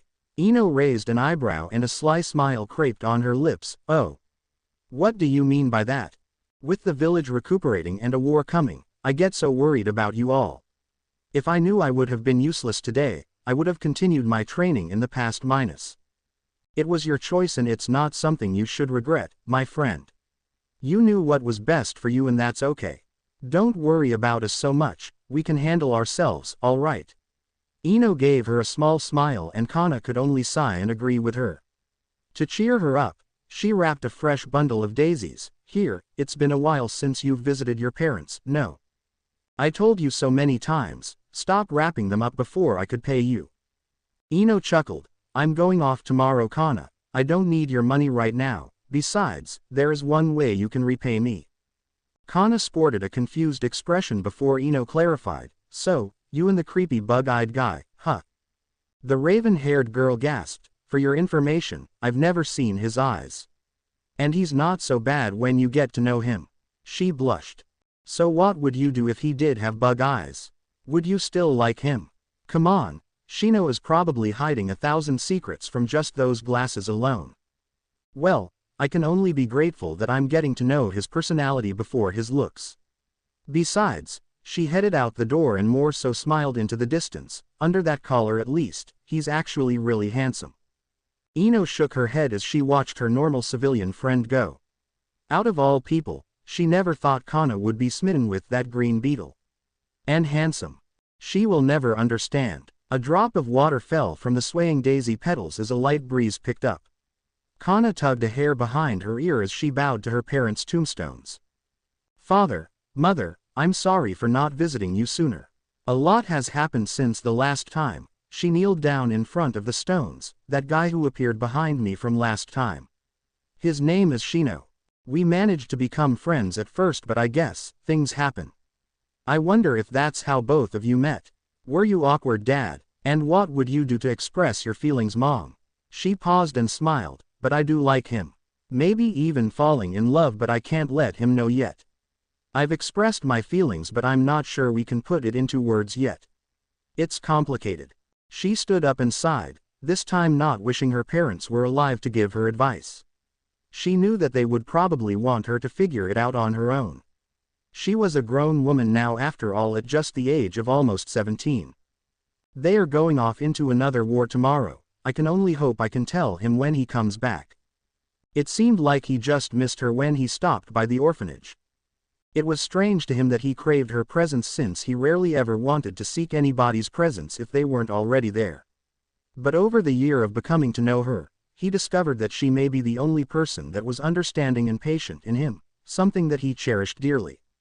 He was still trying to figure out his emotions, though minus from all the embracing and gentle kisses, he found himself on the middle of the spectrum between liking her and loving her. It was obvious what the crawlers under his skin wanted him to do, though. This was the first time he had no logic for an explanation, and it was as if his heart was controlling him. That apparently didn't make sense to him at all. He walked down the busy streets of Konoha, and Ino was just outside of her shop going over the last business details with her mother. The Yamanaka girl spotted him and grinned. Hey, if you're looking for your girlfriend, she was visiting her parents, if ya know what I mean. She waved as he passed by, and he cringed a little. Some women are so loud. He also felt his eye twitch when she mentioned girlfriend. Was that what Kana was to him? They didn't really establish any title between them. They were perhaps the most subtle individuals there are on this earth, and a status wasn't something too much of importance to them after all. He headed towards the Konoha Memorial site, and just as he was about to go up the steps, she was at the top making her way down. Her bright eyes met his dark shades and she smiled. Good morning, Shino. In a perfect world, what do you see yourself doing? Shino glanced at her. His furrowed eyebrows and natural frown accompanied his silence. They made their way near the lake this time, from where they first established their friendship in front of the orphans. It's been so long since that day now, and here they are, wondering what they would establish today. The setting sun gave warmth to the lake, and it reflected off her eyes as she gazed into it. He found himself lost in the now golden and orange eyes she had before remembering to answer, well, I find myself discovering a new species of beetles. There was a slight dip on the corners of her lips, as if indicating that was not what she wanted to hear. She shook it off and chuckled, realizing that Shino was just being, well, Shino. What about you? I don't know, Shino. Maybe in another timeline, my parents didn't die and I did become a ninja. Wouldn't that be funny? What if I was in your team? That would be something I wouldn't like. Why? Because the relationship we have now wouldn't exist. Why not? You would be too worried about your missions to notice me, and if we were teammates, it's mandatory to get to know each other. It wouldn't be the same as a slow development. You never know, Shino. Maybe I'd still like you. I doubt it. She laughed and turned to him to wrap her arms around him. He stiffened for a second from the surprise, but relaxed and carefully placed his hands on her waist. So this is it, huh? You make it seem like it's the end of the world. A war somewhat predicts that. I'll be fine and everybody will be back before you know it.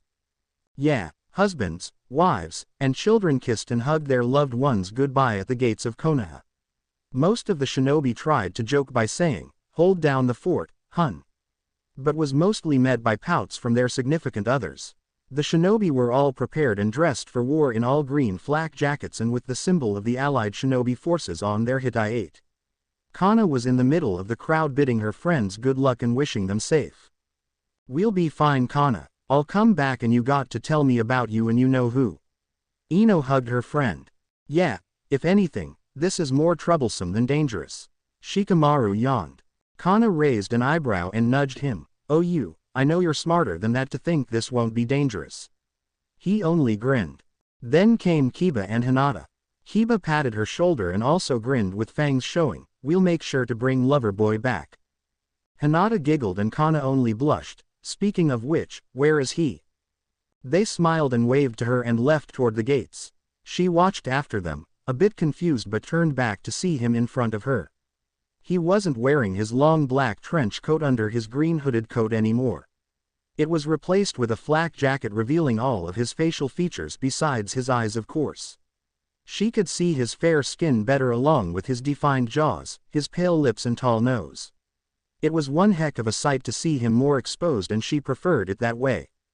He frowned. What, is it weird? No, I like you better this way. A bit more exposed. You think so? Yeah, I guess you're right.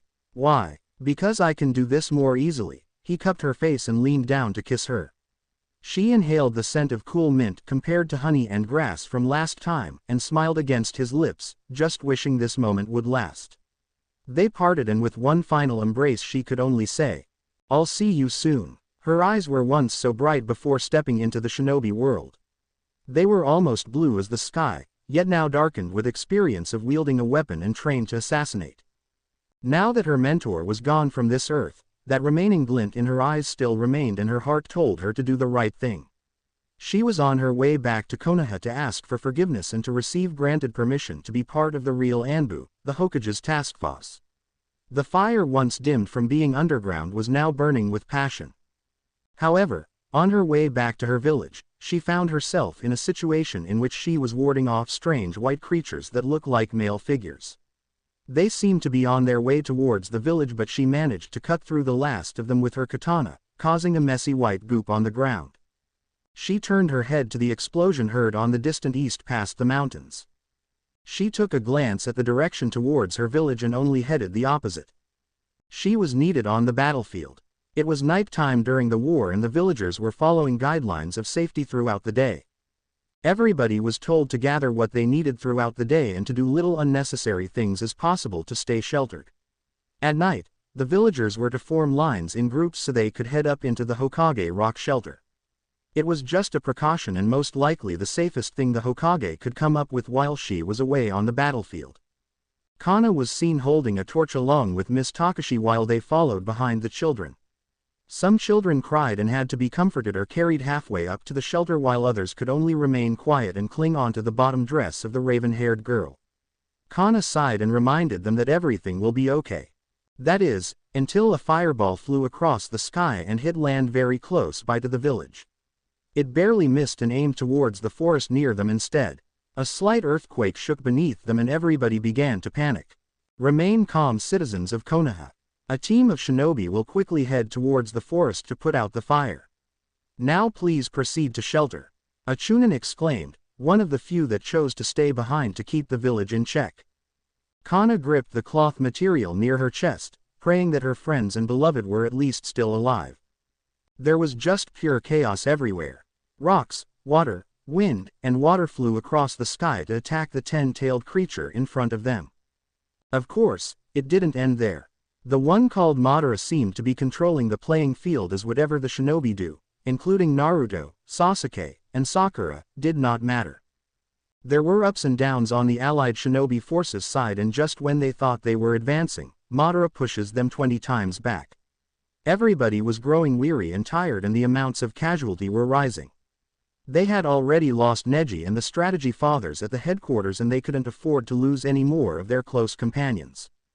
It was disturbing to see what Madara had become.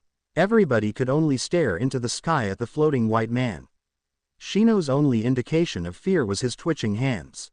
His beetles were eerily quiet under his skin. It was the fear of not knowing what will happen from here, the fear of not returning home, to her. Perhaps the promise he made to come back safe might be broken. Just then, Madara's forehead opened to reveal his third eye of the Rinnegan, making the moon overlap with the same eye pattern with the included tomos of the Sharingan. The moon bursts with bright light and everybody around him seemed to stand still. He noticed one by one their eyes turned purple with those rings of the Rinnegan, and he too, soon became stone. It was as if the light penetrated even the darkest of places and made everyone mesmerized. Giant branches grew from nowhere and wrapped each person with a strange sticky cloth. Each person was plucked off the ground and hung from the tree like fresh fruit. Shino could only feel himself being wrapped with no control of stopping it. He couldn't say or do anything, and the last thing he saw was Sasuke engulfing his teammates in his Susanoo. He knew they would be the only ones to save everybody. Everything went black from there. Until he opened his eyes. What was I doing? Shino, you did it. You discovered a new species of giant beetles. A clan member flew in next to him on top of a flying beetle. He found himself surfing on top of a giant winged beetle too, and the eyes behind his glasses widened. Oh right, that's right. I've finally found them. He was excited. The dream within the infinite Tsukuyomi fulfilled his deepest desire, but it didn't dig deeper into his heart. Kana felt the bright light from the night sky on her skin as she tried ushering the children up the stairs into shelter. They were all looking up and stone frozen. What are you kids doing? Stop stalling and let's go. We don't have time minus. Their eyes turned a strange purple circular pattern. Suddenly, she couldn't control her body either, and her head turned to the shining moon above and her eyes became glazed over. What's going on? I can't move my body. She felt a rumble from underneath and her eyes could only witness white humongous tree branches pop up from other. White cloth pulled them up and she could only scream in her head as they wrapped tightly around her body. Only darkness overwhelmed her as she fell into a deep slumber. When her golden eyes opened again, she was in the middle of a field. Kana, what are you doing standing there and daydreaming? You're up next. Hiba from behind her yelled at her. What am I doing? She looked ahead to see a bandit ninja come towards her and her hand automatically pulled out a shuriken to throw at him. He dodged it while she ran up to him, kicked him from underneath, and held a kunai to his neck while he was down. Good job, Kana. For a moment there I thought you were asleep. She would have counterattacked in time. Why? Because she's a skilled ninja.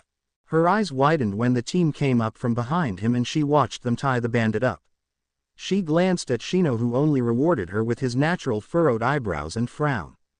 Oh right, I must have spaced out when my team needed me most. I must be getting sick. Hiba dragged the bandit ahead of them while making conversation with Hinata. Shino trailed behind to match his rhythm with Kana. Are you alright? Oh, yeah, I'm fine. I must be catching a cold or something though. As that's so. He looked worried for a second. Well, when we get home I can ask the maids to make you soup or something then. Home? We live together. Yeah, ever since you decided to leave the orphanage and live with the Aburame clan. Kana, are you sure you're fine? No, really, I'm okay. I just need some rest, that's all. She smiled. Their hands brushed against each other and he carefully slid his fingers to intertwine with hers. She felt her cheeks warm.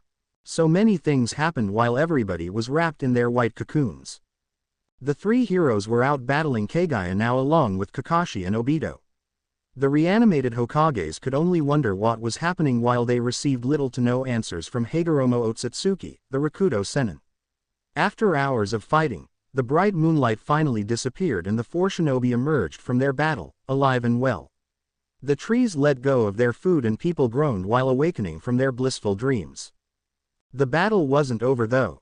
When Sasuke announced that he was going to be the terminator of all the tailed beasts, that's when Naruto and him were once again going into a head-to-head battle. Everybody could only stand far away to not get caught in their turmoil and watch the outcome.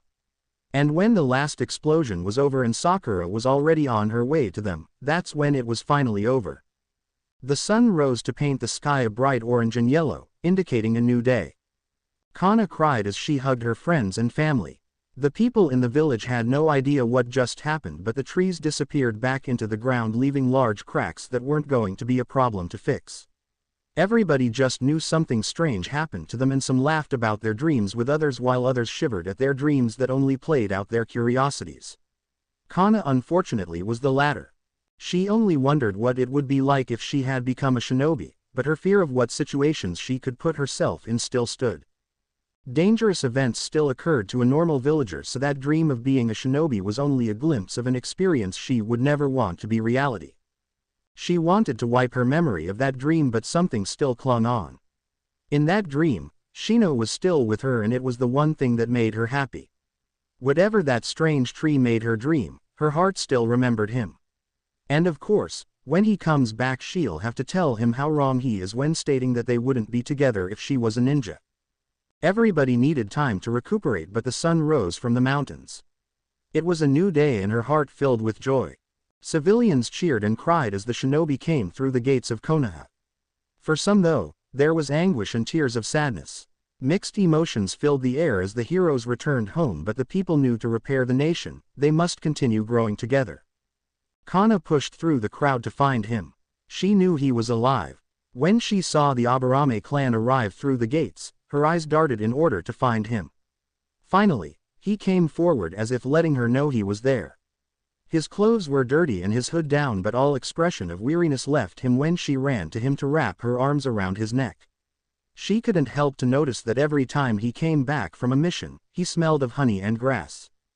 Kana. They parted and she aligned her eyes with his. A graceful smile formed her lips. Welcome home. The Aburame clan members around him took notice in this affection. Most of them only wondered how this came about but moved on back to home. Others, however, nudged each other to the direction of the young couple. It was strange to them to see their future heir with an outsider. They took note of this and turned the other direction for now. I'm glad it's over and that you're safe. I told you everything would be fine. You know, I had a dream. Kana smirked when Shino raised an eyebrow. When the strange tree branches came out of nowhere and grabbed us, it made us dream. He didn't want to mention his ridiculous dream. I was a ninja and we still ended up together. She laughed. That means nothing. Dreams are not reality. That doesn't prove that you're right on our little discussion before. Perhaps, but it's the closest thing to a parallel universe. She covered her mouth to stifle her giggles while Shino only sighed and shoved his hands into his jacket. A sly smile formed his lips though, and he can only remind himself how grateful he was to return home to her. He finally realized something on his own and the feeling was real. There was no need to fight it any longer because she was going to be his eternal causation to feeling constantly happy. Kana, there's something I need to tell you. She blinked. Her lips parted as if waiting to counterattack whatever he had to say. Kana Nichan. They were interrupted by a familiar voice and Kana's eyes widened when she turned her head towards the direction of the person who called out to her. She was still small but grew a few inches in height and red hair since the last time Kana saw her. Her frame less fragile and a little more built. A katana hung off her back and she attired the Anbu armor with a mask of a red striped bear hanging off her belt. Suki, is that really you? Kana shook as she took a step towards her. Suki, however, took a step back with a solemn smile. I'm sorry Onichan, I only came here to let you know that I'm alright and that I've changed. Well, I've talked to the Hokage on the way back from the war and I'll officially be joining Konoha's Anbu forces, not the underground root branch. Kana only nodded and stood still. She realized that although Suki was gentle again, she still didn't want the affection they once had for each other. The child has grown faster than her emotions. Suki glanced at Shino and an unreadable expression formed her face. You still haven't told her yet. He was confused on what she meant, but his eyes narrowed behind the dark glasses when he realized she was going to lecture him on what he was about to do anyway. You two managed to stick around each other for this long. I understand that Kana Nichan can be oblivious sometimes, but you out all people should be the most aware of their thoughts of feelings, so tell her already. Suki gave a low sigh with an eye roll before turning her back on them. I'll see you around, big sis. And with one last wave, she disappeared in a poof. For a child that was put through harsh training and with under the assumption that she could no longer express exaggerated emotions, that was rather dynamic. Kana rubbed her temples to the headache she was feeling from all the aftermath of the war. She turned to Shino. Now, what were you going to tell me? Never mind. I'll tell you later. I got to get home now, so I'll see you later. He wasn't in the mood to tell her what he wanted to anymore. There were just too many things going on right now. Kana stared after him as he walked away and groaned in frustration. She hated war, but the overwhelming emotions after were perhaps just as worse. Shino, we need to talk. Shibi matched his steps with his son as he guided him down the compound hallways. What is it? A quick glance at his father indicated that he knew it was going to be about some serious matter. Recently, the clan has taken notice of your affection for Kana and it concerns them for the future. But they have accepted her when she needed to stay here for a while. What is the problem now? It is different. When it comes to helping our fellow civilians, then we would all do it without a second thought. However, When it comes to clan affairs, it's a serious matter. Shino shoved his hands into his pockets, his beetles lightly buzzing in agitation under his skin. What do you believe, father? You already know the answer. But it is you that needs to do the convincing. Quote. They entered the meeting room where most of the clan members have already settled themselves on the tatami mats. Shibi sat cross-legged in the corner while he urged his son to sit in front of his clan. Shino gave a low sigh behind his collar while settling himself down with his perfect posture. It has come to my attention that my clan members worry about my current love affair, as you may call it. He started. We just don't think your current relationship with the girl is healthy. A member spoke up. Is that not just a matter of opinion rather than a fact? Shino retorted. Shino-san, I understand that you are a growing adolescent, however I just don't think she is fit for the clan in the future. Whatever relationship you are having with her, isn't it less damaging to end it now than later? I can assure you that I plan on continuing this relationship. How so? Have you even established a status between you two? No minus. She does not understand our clan customs. We expected a lot more from our future clan leader, yet here he is, frolicking with some mere girl. Enough. Shino abruptly stood up, causing his clan to hush down. He was irritated with his own clan on making all these assumptions. They had the audacity to expect something out of him when he should be the one to expect greatness out of them. I understand all of your concerns. I do admit that Kana and I have not yet established anything as of yet, but I do plan to. You all expect greatness out of me, but I would like to reciprocate. I only want the best for my clan, and I believe she will be my purpose to lead you all in the future. He waited to see if anybody wanted to refute. They were all listening now. Some were nodding. I know she is neither part of the clan nor a shinobi, but I do know that some of you have actually met her before. Was she not of good character? Would you have ever thought I would be standing here to defend her if I did not want to be with her? A low murmur filled the room as the clan members discussed among themselves. Shino glanced at his father, who in return nodded him to continue. This isn't the first time the clan had experienced this. Your current clan leader, my father, Shibi, have married a woman that you all have learned to love and adore. So I can only hope to ask for your blessing. He bowed to his clan and awaited their answer. The Aburame clan was indeed known to be the clan that didn't talk much and was considered stoic, but today marked the day that communication was heavily important to determine Shino's future. Tomo, Shibi's second in command, stood up and bowed before saying, in response, on the behalf of all of us, I can only say that we want to wish you happiness as well. We only ask that if she were to be brought into the clan one day, then she learn our customs with no altercations, since our clan traditions have spanned for decades now. Your mother was accepted into the clan because she proved herself to be worthy to stand next to Shibi. We can only see if Kana will do so as well. I thank all of you. But I do believe she already has proved herself worthy. Although every clan member wore clothing that covered their faces and eyes, Shino could still read their perplexed expressions. She stood by me up until now, and most people would have already given up with how stubborn Aburames are. If you say that, then I'm going to ask for her hand in marriage. Miss Takashi opened the door to have Shino greet her. Oh, Shino-kun. How are you today? I'm fine, thank you. Although there is something I must ask of you.